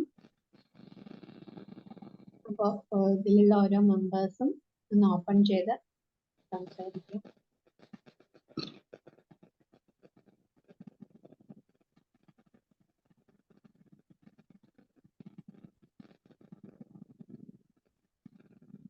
ജയശ്രീ മാഡം, ഞാൻ സംസാരിക്കട്ടെ? ആരും സംസാരിക്കുന്നില്ലെങ്കിൽ. ഓക്കെ, എനിക്ക് ഇതുപോലെ ഒരു എക്സ്പീരിയൻസ് ഉണ്ടായി സാർ. സാർ അത് പറഞ്ഞപ്പോൾ എനിക്കത് പെട്ടെന്ന് ഓർമ്മയിൽ വന്നു. എൻ്റെ പേരിൽ ഒരു ഫേസ്ബുക്ക് പേജ് ഉണ്ടാക്കിയിട്ട് എൻ്റെ ഫോട്ടോസ് ഒക്കെ അതിനകത്ത് കോപ്പി ചെയ്ത് എൻ്റെ കുടുംബത്തിലുള്ളവർക്കും കൂട്ടുകാർക്കുമായിട്ടുള്ള കുറേ ആൾക്കാർക്ക് അയച്ചു. അതിൽ പലരും എന്നെ കോണ്ടാക്ട് ചെയ്തു. ഞാൻ വേഗം തന്നെ പക്ഷെ ഞാൻ മണിക്കൂറുകൾ കഴിഞ്ഞിട്ടാണ് അത് അറിയുന്നത്. അറിഞ്ഞപ്പോഴേക്കും 1-2 ആൾക്കാർ, വളരെ അടുപ്പമുള്ള 1-2 ആൾക്കാർ എന്നെ വിളിക്കാതെ തന്നെ ടോമിച്ചാൻ എന്തോ ഒരു അത്യാവശ്യം ഉണ്ടായിട്ടായിരിക്കും, അങ്ങനെ എന്തോ കുടുങ്ങിയിട്ടാണല്ലോ അങ്ങനെ ചെയ്യുന്നതോടെ പൈസ അയച്ചു. അവർക്കത് പൂർണ്ണമായിട്ട് നഷ്ടപ്പെട്ടു. ഞാൻ വേഗം തന്നെ വാട്സപ്പിലും ഫേസ്ബുക്കിലും എല്ലാം ഈ അക്കൗണ്ട് ഫേക്ക് ആണെന്ന് പറഞ്ഞിട്ടുള്ള മെസ്സേജ് ഇട്ടു. അങ്ങനെ അതിൽ നിന്ന് പിന്നീട് ആർക്കും അത് പറ്റിയില്ല എന്ന് തോന്നുന്നു. നേരിട്ട് വിളിച്ചവർക്കാർക്കും അത് പറ്റിയില്ല, പക്ഷെ കുറച്ച് ആൾക്കാർക്ക് പറ്റി. അനുഭവമാണ് സാർ. സാർ, ഞാനൊന്നും ഒരു കാര്യം കൂടി പറഞ്ഞോട്ടെ. ഇതൊരു ഡിസ്കഷൻ ഇത് ആയതുകൊണ്ട് ഞാൻ പറയുമായിരുന്നു. നമ്മുടെ ഈ സിനിമാ രംഗത്തെ നമ്മൾ ഈ സാധാരണ ഒരു സിനിമ, ഇപ്പൊ ഞാനൊരു സിനിമ ഉണ്ടാക്കാൻ സംവിധാനം ചെയ്യാൻ തീരുമാനിച്ചു, അല്ലെങ്കിൽ നിർമ്മിക്കാൻ തീരുമാനിച്ചു. ഞാൻ ആദ്യം അന്വേഷിക്കുന്നത് ഏറ്റവും നല്ല സോഷ്യൽ മീഡിയ ടീം ഏതെന്നാണ്. എങ്ങനെയെല്ലാം തന്നെ സോഷ്യൽ മീഡിയ ടീം ഒരു ടീമിനെ ഒരാൾ പരിചയപ്പെടുത്തി, ഇത് നല്ല ടീമാട്ടോ എന്ന് പറഞ്ഞാൽ അവരാ ചോദിക്കുന്നത്, ഞാൻ പറയുന്നത് ശരിയാണെന്ന് അറിയില്ല, എത്രയോ ലക്ഷങ്ങളും കോടിയുടെ ഇടവിൽ എത്തുന്ന ഒരു റെമ്യൂണറേഷൻ പാത്താണ് ചോദിക്കുന്നത്. അവരോട് ഉത്തരവാദിത്വം എന്താ? ആ സിനിമയുടെ പൂജ തൊട്ടുള്ള ബീജാവാപം എന്ന് പറയും, അത് തുടങ്ങിയിട്ട് ഓരോ ഘട്ടത്തിലും അതിനെ എങ്ങനെ പ്രൊമോട്ട് ചെയ്യുന്നത് മാത്രമല്ല, അതിനോട് ചേർന്ന് റിലീസ് ചെയ്യുന്ന ചിത്രങ്ങളെ എങ്ങനെ തകർക്കാം, നിഷ്കരുണം തകർത്ത് തരിപ്പണമാക്കാം എന്ന ഒരു ഉത്തരവാദിത്തം കൂടി അവർ ഏറ്റെടുക്കും. അങ്ങനെയുള്ള ഒരു വലിയൊരു ഗൂഢസംഘം കൂടി നെറ്റ്വർക്കിന്റെ മേഖലയിൽ ഉണ്ട് എന്നുള്ളതാണ്. ഞാൻ പറയുന്നത് വലിയ ബിസിനസ് ഏരിയ ആണല്ലോ. അപ്പോ ഒരു 5 കോടി 10 കോടി മുടക്കുന്ന ഒരു നിർമ്മാതാവ് വട്ടപൂജ്യമാണ് സോഷ്യൽ മീഡിയക്കാർ വിചാരിച്ചു കഴിഞ്ഞാൽ. എന്ന് വെച്ചുകൊണ്ട് തകരുക എന്നുള്ളതല്ല. സാധാരണ ശ്രമിക്കുന്നവരെല്ലാം ഡിപ്പെൻഡ് ചെയ്യുന്നത് നമ്മളെപ്പോലെ ഒന്നും ആലോചിച്ചിട്ടല്ലല്ലോ. അവർ സോഷ്യൽ മീഡിയയിൽ റിവ്യൂ കാണും, പോകണോ വേണ്ടോ തീരുമാനിക്കുന്നു. അതേ രീതിയിലുള്ള കുറെ ഇത് കോടികളുടെ ബിസിനസ് ആയതുകൊണ്ട് തീർച്ചയായിട്ടും അങ്ങനത്തെ ചില സംഭവങ്ങൾ ഇല്ല. ഞാൻ ജസ്റ്റ് ഒന്ന് ഓർത്തുമ്പോൾ പറഞ്ഞതേ ഉള്ളൂ. ഇങ്ങനൊരു പോയിന്റ് കൂടി ഉണ്ട്. അതായത് എന്താ പറയുന്നത്, മുമ്പ് ഈ ചതിയുടെ കാര്യം പറഞ്ഞ പോലെ ഈ ഫേസ്ബുക്കിൽ നമ്മുടെ എല്ലാം പേര് മാറ്റി നമ്മുടെ ആൾക്കാർക്ക് അയച്ചു കൊടുക്കുക. അപ്പൊ എത്ര കണ്ട് ബുദ്ധിപരമായിട്ടാണ് ഈ ഒരു സംഘം പ്രവർത്തിക്കുന്നതെന്ന് ആലോചിച്ചു കഴിഞ്ഞാൽ അത് വളരെയധികം വ്യാപ്തിയുള്ളതാണ്. ഏറ്റവും വലിയ അത്ഭുതം ഇതിന്റെ പുറകിലൊക്കെ തന്നെ നല്ലപോലെ വിദ്യാഭ്യാസം ഈ മേഖലയിലുള്ള എഞ്ചിനീയറിംഗ് ബിരുദധാരികളായ എല്ലാവരുമാണ് കൃത്യമായ രീതിയിൽ ഓരോരുത്തരുടെ കാര്യങ്ങൾ കൃത്യമായ രീതിയിൽ അന്യം ചെയ്ത് കൊടുക്കുന്നത് എന്നുള്ളതാണ് ഭയങ്കരമായിട്ടുള്ളൊരു കാര്യം. നമുക്കത് ആലോചിക്കാൻ പോലും പറ്റില്ല ഇതൊക്കെ എങ്ങനെയാണ് വർക്ക്. കാരണം നമ്മുടെ മേഖല അതല്ലാത്തതുകൊണ്ടാണ്. അവരുടെ മേഖല എന്ന് പറഞ്ഞാൽ അതാണ്. ഞാൻ പല ഡിസ്കഷനിലും പങ്കാളിയാകേണ്ടി വന്നിട്ടുണ്ട് ഇതുമായി ബന്ധപ്പെട്ട്. ഞാൻ ഇന്ന് അത്ഭുതത്തോടെ നോക്കിയിരുന്നു, എന്റെ ദൈവം ഇങ്ങനെയൊക്കെയാണോ ഒരു സിനിമ ഉണ്ടാകുന്നത്. ഒരാൾക്ക് ഒരാളെ തകർക്കാൻ കൊട്ടേഷൻ കൊടുക്കുന്നുണ്ട്. പണ്ട് അടിയും പിടിയൊക്കെ ആയിരുന്നു. ഇപ്പൊ അങ്ങനെയല്ല. സോഷ്യൽ മീഡിയയിൽ ഒരു 10 പേരെ സെലക്ട് ചെയ്യുന്നു, 10 പേർക്ക് എന്റെ പൈസ കൊടുക്കുന്നു, തുടങ്ങാൻ പറയുന്നു, നാളെ തൊട്ട് കത്തിക്കാൻ പറയുന്നു, മുഴുവനായിട്ട് പറഞ്ഞു. അങ്ങനെ കുറെ പേര് വായിക്കും. നമ്മളൊന്നും നെവർ മൈൻഡ്, കണ്ടാലായി, ഞാൻ എന്റെ കാര്യമല്ല, ഒരു പക്ഷേ നമ്മൾ പലരും. പക്ഷെ അങ്ങനെയല്ല, ഇത് കാണുന്ന ധാരാളം പേരുണ്ട് കേട്ടോ. അത് അവരെന്ത് ചെയ്യും, ഫോർവേഡ് ഫാക്ടറി അല്ലേ, പ്രദർശനമില്ലേ, അപ്പൊ തന്നെ നിസ്സാരമായി 2 സെക്കൻഡ് വരെ ഫോർവേഡ് പോകാനുണ്ട്. അടുത്ത ആൾക്ക് അയക്കും, അയാൾ അടുത്ത ആൾക്ക് അയക്കുന്നു, മണിച്ചൻ പോലെ ഇത് പറഞ്ഞു. ഇങ്ങനെ ഒരു ശാപം സാറ് പറഞ്ഞ പോലെ ഉണ്ട്. ഓവർ. ഞാൻ പറയട്ടെ. Thank you Sanal. ഞാൻ ഒരു 2 മണിക്കൂർ ട്രാഫിക് ബ്ലോക്കിലായിരുന്നു. അപ്പൊ ആ സമയത്ത് സോഷ്യൽ മീഡിയയിലൂടെ എന്റെ കാറിൽ വന്ന് സംവദിച്ച സനലിന് നന്ദി. കാരണം താങ്കൾ സോഷ്യൽ മീഡിയയുടെ ഗുണം പറഞ്ഞപ്പം ശരിക്കും ബോറടിച്ചിരിക്കുമ്പോഴാണ് ഈ ഒരു പ്രോഗ്രാം കാണാൻ ഇടയായത്. ഞാൻ കാണുന്നില്ലെങ്കിലും കേൾക്കുന്നുണ്ടായിരുന്നു. ശരിക്കും തന്നെയല്ല, നമ്മുടെ കൂടെ ആരൊക്കെ ഉണ്ടോ എന്നുള്ളൊരു ഫീൽ ഉണ്ടായത് അതിനുണ്ടാക്കാൻ താങ്കളുടെ ഈ ഒരു സെഷന് സാധിച്ചു. പറഞ്ഞത് അത് തന്നെ, പ്രവർത്തിച്ചതും അത് ഞാൻ എക്സ്പീരിയൻസ് ചെയ്തു എന്നൊന്ന് അറിയിക്കായിരുന്നു. പിന്നെ പറയണ്ടല്ലോ, സനലിന്റെ ഘനഗാംഭീര്യ സൗചര്യത്തില് ഇങ്ങനെ നമ്മൾ കേട്ടുകൊണ്ട് ആസ്വദിച്ചിരുന്നു. ശരിക്കും എന്തുമാത്രം കാര്യങ്ങളല്ലേ സോഷ്യൽ മീഡിയയിലൂടെ നമ്മളൊക്കെ എക്സ്പീരിയൻസ് ചെയ്ത്, നല്ലതും ചീത്തയും. എന്തായാലും അത് ഒന്നും കൂടെ ഒന്ന് ശരിക്കും വേർതിരിച്ച് മനസ്സിലാക്കാൻ ഈ സെഷൻ വളരെയധികം സഹായിച്ചു. And thank you so much. ഞാനൊന്ന് പറഞ്ഞോട്ടെ. Thank you very much sir. Sir വളരെ ഉന്നതമായ ഒരു നിലവാരത്തിൽ വളരെ സ്പഷ്ടമായിട്ട് ഹൃദയത്തിൽ കയറി ശാന്തമായ രീതിയിൽ സംസാരിച്ചു. ഒരു കവിത കേൾക്കുന്ന സുഖത്തോടെ കേട്ടിരുന്നു. ഈ സോഷ്യൽ മീഡിയ കാലത്ത് നമ്മളെ അത്ഭുതപ്പെടുത്തുന്ന ഒരു സാംസ്കാരിക അധപതനം എന്ന് പറയുന്നത്, ഞാനൊക്കെ വിചാരിച്ചത് സോഷ്യൽ മീഡിയ ഒക്കെ വന്നതിന് ശേഷം ആളുകളുടെ നിലവാരം കൂടുമെന്നാണ്. പക്ഷെ ഇപ്പൊ നമുക്ക് കാണാൻ കഴിയുന്നത് ആളുകൾ അഭിസംബോധന ചെയ്യുന്നത് പോലും, പണ്ടൊക്കെ വിമർശനം വരുമ്പോൾ എതിർ നിൽക്കുന്ന ആളുകളെ ബഹുമാനത്തോടെയാണ് നമ്മൾ സംസാരിച്ച് കേട്ടിട്ടുള്ളത്, പഠിച്ചിട്ടുള്ളത്. ഇപ്പോ വിളിക്കുന്നത് കമ്മി, സംഘി, കൊങ്ങി എന്ന് പറഞ്ഞിട്ടാണ് വലിയ വലിയ നേതാക്കന്മാർ പോലും എതിരാളികളെ കുറിച്ച് സംസാരിക്കുന്നത്. അത് കാണുമ്പോൾ നമുക്ക് തോന്നുന്നു നമ്മൾ എത്ര കീഴ്പോട്ടേക്കാണ് നമ്മുടെ സമൂഹം മാറിക്കൊണ്ടിരിക്കുന്നത്. അത് എനിക്ക് തോന്നുന്നു ഒരുപക്ഷെ അത് സാറിന് ഒരുപക്ഷെ അറിയാമായിരിക്കും, കേരളത്തിലാണോ ഇത് കൂടുതൽ എന്ന് തോന്നുന്നു. അത് ഒരു വല്ലാതെയധികം പേടിപ്പിക്കുന്നത്. രണ്ടാമത് നമ്മളെ ഭയപ്പെടുത്തുന്ന ഒന്ന് ഈ ജാതി മത ചിന്തകൾ. ഞാനൊക്കെ 7, 8 പഠിക്കുമ്പോൾ വിചാരിക്കും, നമ്മൾ ഒരു 10, 20, 30 വർഷം കഴിയുമ്പോൾ ജനങ്ങൾ ഇതെല്ലാം മറക്കുമെന്നും ജാതി മതത്തെ കുറിച്ച് തർക്കമില്ലാത്ത, സംഘടനമില്ലാത്ത ഒരു മനോഹരമായ ലോകമുണ്ടാകുമെന്നൊക്കെയാണ് നമ്മൾ ധരിച്ചു വെച്ചിരുന്നത്. പക്ഷേ ഇപ്പൊ സോഷ്യൽ മീഡിയയുടെ വരവില് നോക്കിയാൽ കാണാൻ കഴിയും, പേടിപ്പിക്കുന്ന രീതിയിലാണ് ജാതി മത ചിന്തകളെ കുറിച്ച് യുവാക്കൾ പോലും ചർച്ച ചെയ്യുന്നത്. ഇത് വല്ലാത്ത രീതിയിൽ പേടിപ്പിക്കുന്നുണ്ട് സാർ നമ്മളെ. ശരിക്കും സാറ് പറഞ്ഞ വളരെ കറക്റ്റാണ് സാർ. ഞാൻ ചോദ്യോത്തരം പോലെ സാറ് പറഞ്ഞതിന്റെ ഇത് ഉത്തരമായിട്ടോ അല്ലെങ്കിൽ അതിലേക്ക് ഇടപെടുകയല്ല. ഞാൻ ജസ്റ്റ് കേട്ടപ്പോ തോന്നിയൊരു കാര്യം, ഇപ്പൊ എന്റെ പേര് സനൽ പോറ്റി എന്നാണ്. പോറ്റി എന്ന പേര് എനിക്ക് വരാൻ കാരണം എന്റെ അച്ഛന്റെ പേര് പരമേശ്വരൻ പോറ്റി എന്നാണ്. അപ്പോ ഞാൻ ഏഷ്യാനെറ്റിൽ വർക്ക് ചെയ്യുന്ന എന്റെ പേര് സനൽ കുമാർ എന്നായിരുന്നു. അന്ന് ഒരിക്കൽ ഞാനും സംഗീത സംവിധായകൻ NG രാധാകൃഷ്ണനെയാണ് കൂടി തിക്കുറിശ്ശിയുടെ വീട്ടിൽ പോയി. ചിരിച്ച് കുറെ നേരം ഇരുന്നിട്ട് പറഞ്ഞു, നിന്റെ പേരെന്താ? സനൽ കുമാർ. എടാ ഒരു സുഖമില്ല പേര്. നിന്റെ അച്ഛന്റെ പേരെന്താ? പരമേശ്വരൻ പോറ്റി. നിനക്ക് അച്ഛന്റെ കുറച്ച് കുറവുണ്ട്, അച്ഛന്റെ സാന്നിധ്യം കുറച്ച് കുറവുണ്ട്. നീ ആ പോറ്റി എടുത്ത് നിന്റെ പേരിനോട് ചേർത്ത്. അങ്ങനെ അച്ഛന്റെ പേരിന്റെ ആ വാല് ഞാൻ എന്ന് സ്വീകരിച്ചു എന്ന് മാത്രമേ ഉള്ളൂ. അല്ലാണ്ട് ഞാൻ എന്താ ഒരു പോറ്റിയോ അങ്ങനെ ഒരു സങ്കല്പമൊന്നും എനിക്കുണ്ടായില്ല. പക്ഷേ ഈ സനൽ പോറ്റി എന്ന് പറയുന്ന പലരും ഇങ്ങനെ എന്നൊക്കെ നോക്കും. കാരണം എന്ന് വെച്ചാൽ ഞാൻ കാണാറുണ്ടത്, ഇതാണ് ലോകം. സാറ് പറഞ്ഞ വളരെ കറക്റ്റാണ്. നമ്മുടെ ഉള്ളിലോ ചിന്തകളോ യാതൊന്നുമില്ല. നമ്മൾക്ക് ജീവിക്കുന്ന പറഞ്ഞാൽ എത്രയോ സുതാര്യമായിട്ടാണ്. ഇപ്പൊ എൻ്റെ ഒരു മഠം എന്നാണ് ഞാൻ പറയുക. പഠിക്കുന്ന കാലം തൊട്ട് എനിക്ക് 4 ചേച്ചിമാരാണ്. ആ ചേച്ചിമാരും സുഹൃത്തുക്കളും എല്ലാവരും വന്ന് ഊണ് കഴിക്കുന്ന അടുക്കള അന്ന് ഇന്ന് ഒരേപോലെ ഇരിക്കും. അന്ന് ഇവിടെ ജാതിയോ മതമോ യാതൊന്നും ഇല്ല എന്ന് ചുരുക്കം. പക്ഷെ ഇപ്പോഴത്തെ കാലത്ത് തീർച്ചയായിട്ടും അങ്ങനത്തെ ഒരു ചിന്ത വന്ന് വളരെ കഷ്ടമാണ് സാർ. ഈ സോഷ്യൽ മീഡിയ വന്നിട്ടുള്ള ഏറ്റവും വലിയ ശാപം തന്നെയാണ് ഈ ജാതിമത ചിന്തകൾ വന്നു കയറുക എന്ന് പറയുക. സാധാരണ 100% കറക്റ്റാണ്. പിന്നെ ഒരു വാക്കുകൂടി, സിജി മാഡം എന്റെ അങ്ങനെ കുറിച്ച് ശബ്ദത്തെ കുറിച്ച് പറയില്ല. ജീവിതത്തിന് ദൈവം ഒരു ജീവിക്കാൻ ഒരു ഉപാധി തന്നു എന്ന് ഞാൻ അതിന് കരുതുന്നുള്ളൂ. അപ്പോ അതെ, ഒരു ജീവിക്കാനേ ദൈവം ഓരോരുത്തർക്കും ഒരു വഴി കാണിക്കും. മാഡത്തിന് വഴി കാണിച്ചു, ഇവിടെ ഇരിക്കുന്ന എല്ലാവർക്കും ഓരോരോ വഴികൾ കാണിച്ചു. ആ കൂട്ടത്തിൽ ദൈവം എനിക്കൊരു ചാൻസ് തന്നു, നീ ഇങ്ങനെയെങ്കിലും ജീവിക്കുക എന്ന് പറഞ്ഞ് തന്നു. അപ്പൊ ഞാൻ അന്നോട്ട് എന്റെ ശബ്ദത്തെ പരിപാലിക്കാനൊന്നുമില്ല, പക്ഷെ മോൾഡ് ചെയ്തെടുക്കാൻ പറ്റിയിരുന്നു. ഇപ്പൊ നമ്മൾ ആകാശവാണി, ഞാനൊന്നും പറഞ്ഞിരുന്നു, ആനിവേഴ്സറി ആണെങ്കിൽ നമ്മൾ പെട്ടെന്ന് ആകാശവാണി കൊച്ചി ഇപ്പോൾ നിങ്ങൾ ആവശ്യപ്പെട്ട ചർച്ചകളെല്ലാം എന്ന് പറയുമ്പോൾ നമ്മുടെ വോയിസിന്റെ മോഡുലേഷൻ മാറി വരുന്നു. പണ്ട് കണ്ണാടി പോലുള്ള പ്രോഗ്രാമിന് ശബ്ദം കൊടുക്കുമ്പോൾ നമ്മൾ അത് രീതിയിലായിരിക്കും. ദയാന രാജകുമാരി പൂർണ്ണയായി എന്ന് പറഞ്ഞിട്ടുള്ള വോയിസിന്റെ ഒരു മോഡുലേഷൻ അങ്ങനെ ചെയ്യണം വേണം. അത് തന്നെ നമ്മൾ ചില അങ്ങനെ അത് thank you very much. Confidence നന്ദിയുണ്ട്. ഞാൻ പറഞ്ഞു വോയിസ് കൊണ്ടൊരു മാന്ത്രികത തീർക്കുന്ന ഒരാളല്ലേ. പണ്ടുതൊട്ടേ ഞങ്ങളൊക്കെ അഡ്മയർ ചെയ്യുന്ന ഒരാളാണ്. കാരണം പുലർക്കാലത്തിലെ നിങ്ങളുടെ ഒരു കോംബോ ഉണ്ടല്ലോ, രാജശ്രീ വാര്യരും സനൽ പോറ്റിയും, ഇപ്പോഴും മനസ്സിലേക്ക് തെളിഞ്ഞു നിൽക്കും. പിന്നെ അങ്ങനത്തെ നല്ല പ്രോഗ്രാം ഒന്നും ഉണ്ടായിട്ടില്ല എന്ന് പറയാം ശരിക്കും. അന്ന് ആ ഒരു കാലം സ്റ്റാൻഡേർഡ് പ്രോഗ്രാമാണ്. ഞാനിടയ്ക്ക് പറയാറുണ്ട്, രാസവള പ്രയോഗം ഇല്ലാത്തൊരു കാലമായിരുന്നു അന്നുള്ളത്. എക്സാക്ട്ലി.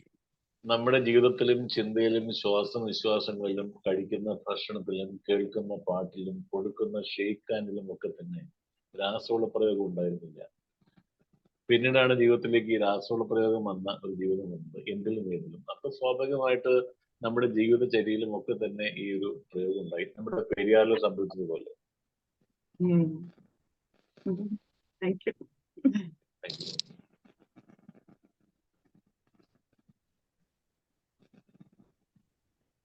ഇനി ആർക്കെങ്കിലും അഭിപ്രായങ്ങൾ പറയാനുണ്ടെങ്കിൽ പറയാം, അവരുടെ എക്സ്പീരിയൻസ് ഷെയർ ചെയ്യാം.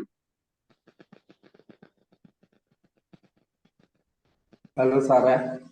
പറയൂ സാറേ.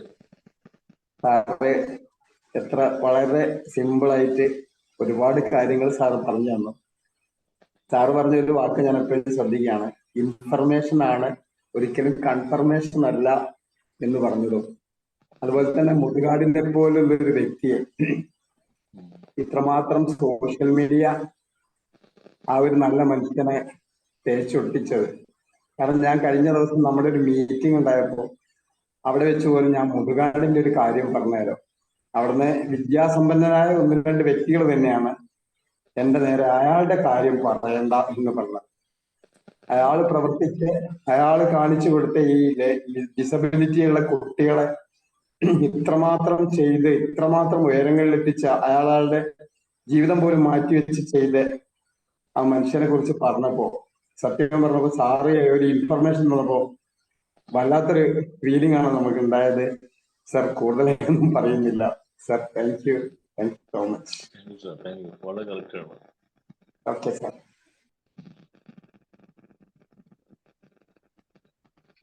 പിന്നെ കൺക്ലൂഡ് ചെയ്യാറായി തോന്നുന്നു, നമ്മളെ ഏറ്റവും കൂടുതൽ നുണയന്മാരാക്കിയതും ഈ സോഷ്യൽ മീഡിയ അല്ലേ, മൊബൈൽ ഫോണില്ലേ.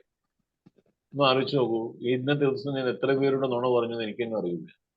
ഉച്ചയ്ക്ക് ഫോൺ വിളിച്ചപ്പോൾ ഞാൻ 3 പേരോട് പറഞ്ഞു ഞാൻ ബിസിയാണ്, പിന്നെ വിളിക്കുമെന്ന് പറഞ്ഞു. ഒരു കാര്യം ഉണ്ടായില്ല, ഞാൻ ബിസിയൊന്നും ആയിരുന്നില്ല. പിന്നെ ഒരാൾ വിളിച്ചപ്പോൾ ഞാൻ എടുത്തില്ല ഫോൺ. പിന്നെ അയാൾക്ക് മെസ്സേജ് ഇട്ടു, പിന്നെ വിളിക്കൂ, ഞാൻ വേറെ ഇതില്ല. ഇങ്ങനെ നമ്മുടെ മൂഡിനനുസരിച്ച് നമ്മളെ മാറ്റിമറിക്കുന്ന ഈ ഒരു യന്ത്രം ലോകത്ത് വേറെ ഇല്ല, സത്യമാണ്. പക്ഷെ നിവർത്തി ഇപ്പൊ തന്നെ ഞാൻ 3-4 പേരെ ഞാൻ കട്ട് ചെയ്തു. ഇനിയിപ്പോ അവർ വലിയ ശത്രുതയാവും. എന്റെ ഫോൺ നീ കട്ട് ചെയ്തു, ഞാൻ വിളിച്ചിട്ട് കാല് പിടിക്കുന്നത് കട്ട് ചെയ്തതല്ല, ഞാൻ പ്രോഗ്രാമിനായിരുന്നു, അങ്ങനെ പല പല മാജിക്കുകളും അതിൽ നടക്കുന്നുണ്ട്.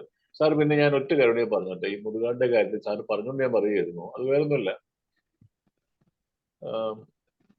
അവിടെ സംഭവിച്ച കാര്യം ഞാൻ പെട്ടെന്ന് പലരും അറിഞ്ഞതായിരിക്കാം. ഒരു ഫംഗ്ഷന്, എന്റെ വിലയിരുത്തലാട്ടോ, ഒരു ഫംഗ്ഷൻ നന്നായി പെർഫോം ചെയ്യുന്ന ധാരാളം കുട്ടികളുണ്ട്. അത്ഭുതപ്പെട്ടു, കരച്ചിൽ ഒരാൾ പോയി കണ്ടു കഴിഞ്ഞാൽ, കുട്ടികളുടെ പെർഫോമൻസ് കണ്ടു കഴിഞ്ഞാൽ, അവരുടെ അമ്മമാരെ കണ്ടു കഴിഞ്ഞാൽ. നിങ്ങൾക്കൊക്കെ അറിയാമായിരിക്കാം, കൈതപ്പുറം വിശ്വനാഥൻ, മ്യൂസിക് ഡയറക്ടർ, മരിച്ചുപോയി. കൈതപ്പുറം വിശ്വേട്ടന്റെ രണ്ടാമത്തെ കുട്ടിക്ക് വയ്യായിട്ടുണ്ട്. ആ കുട്ടിയെ അമ്മ അവിടെയുണ്ട്. എനിക്കത് അറിയില്ലായിരുന്നു. ഞാൻ ആ കുട്ടികളുടെ ഇടയിൽ നിന്ന് സന്നേഹം നമ്മുടെ വിളി വന്നു, ഒരു ചേച്ചി വിളിക്കുന്നു എന്നെ. വിളിച്ച് ഞാൻ മനസ്സിലായി. ഞാൻ പറഞ്ഞു, ഞാൻ വിശ്വന്റെ വൈഫാണ് എന്ന്. ഞാൻ അന്തിച്ചു പോയി. മോൻ ഇവിടെ ഉണ്ട് എന്ന് പറഞ്ഞപ്പോൾ ഒരു മോൻ വന്നു. അപ്പൊ എന്തായാലും ആ മോൻ അവിടെ ഉണ്ട്. അപ്പൊ അങ്ങനെ കുറെ പേർക്ക് ഒരു ഇതിപ്പോ സന്തോഷമൊക്കെ പറയാനില്ല. കാരണം മോന്റെ കൂട്ടുകാര്, ആ ബന്ധങ്ങള്. കുറച്ച് കുട്ടികളെ എവിടെയോ പ്രോഗ്രാം ഞാൻ ഡൽഹിയിലെ കണ്ട് കൊണ്ടുപോകാൻ തരുന്നത് 300 കുട്ടികളെയും കൊണ്ടുപോകാൻ പറ്റില്ല. 10 പേര് 12 പേരെ കൊണ്ടുപോകാൻ പറ്റുള്ളൂ. അതിൽ ഏതൊരു കുട്ടിയെ കൊണ്ടുപോകാൻ പറ്റിയില്ല. ഈ സെലക്ട് ചെയ്യുന്നവര് എന്ത് മാറ്റി നിർത്തും, അങ്ങനെ എന്തോ ഉണ്ടായി. അവിടുന്നാണ് ഈ ആരും ഇത് ഏറ്റുപിടിച്ച് എന്നാണ് ഞാൻ മനസ്സിലാക്കിയത്. അല്ല, ഞാൻ ജസ്റ്റ് പറഞ്ഞു മാത്രമേ ഉള്ളൂ. ഞാൻ അതിന്റെ തെറ്റോ ശരിയോ ഒന്നും പറയാൻ നമ്മുടെ ആളല്ല. എന്തായാലും ഞാൻ കണ്ടതും കേട്ടതും വെച്ച് നോക്കുമ്പോൾ എന്ന് പറഞ്ഞാൽ ലോകം തന്നെയാണ്. Thank you. Thank you. Thank you sir. ഇനി ആർക്കെങ്കിലും എന്തെങ്കിലും പറയണമെങ്കിൽ പറയാൻ, അല്ലെങ്കിൽ നമുക്ക് I think can conclude today's session. ഇടയ്ക്ക് ആരെങ്കിലും പറയാനുണ്ടെങ്കിൽ മുന്നോട്ട് വരാം. ഓക്കെ, എന്നാൽ നമുക്ക് കൺക്ലൂഡ് ചെയ്യാം. ഇന്ന് ഇടയ്ക്ക് നല്ല വിജയകരമായ ഒരു സെഷൻ തന്നെയായിരുന്നു. ഇടയ്ക്ക് ഞാൻ നോക്കിയപ്പോൾ 45 പേരോളം പാർട്ടിസിപ്പന്റ് ആയിട്ട് കാണാൻ സാധിച്ചു. അപ്പൊ തീർച്ചയായും വളരെ വിജയകരമായ ഒരു സെഷൻ തന്നെയായിരുന്നു. ആദ്യം തന്നെ സർ സനൽകോറ്റി സാറിന് വളരെയധികം നന്ദി രേഖപ്പെടുത്തിക്കൊള്ളുന്നു. അതോടൊപ്പം തന്നെ ഒരു വെബിനാറിന് വെൽക്കം സ്പീച്ച് പറഞ്ഞ ഫാസിൽ സർ, പ്രസിഡൻഷ്യൽ അഡ്രസ് പറഞ്ഞ Joseph sir, John KBB sir, എല്ലാവർക്കും തന്നെ വളരെയധികം നന്ദി രേഖപ്പെടുത്തിക്കൊള്ളുന്നു. അതിലൊപ്പം തന്നെ ഈ പങ്കെടുത്ത മെമ്പേഴ്സ് ആണ് തീർച്ചയായും ഇതിനെ വിജയകരമാക്കി തീർത്തത്. ക്വസ്റ്റ്യനറിൽ അല്ലെങ്കിൽ ഡിസ്കഷനിൽ പങ്കെടുത്ത ഓരോരുത്തരും ഇതിനെ കൂടുതൽ ലൈവ്ലി ആക്കി എന്ന് വേണം പറയാൻ. നിങ്ങൾക്ക് എല്ലാവർക്കും എന്റെ നന്ദി രേഖപ്പെടുത്തിക്കൊള്ളുന്നു. Thank you all. Wow.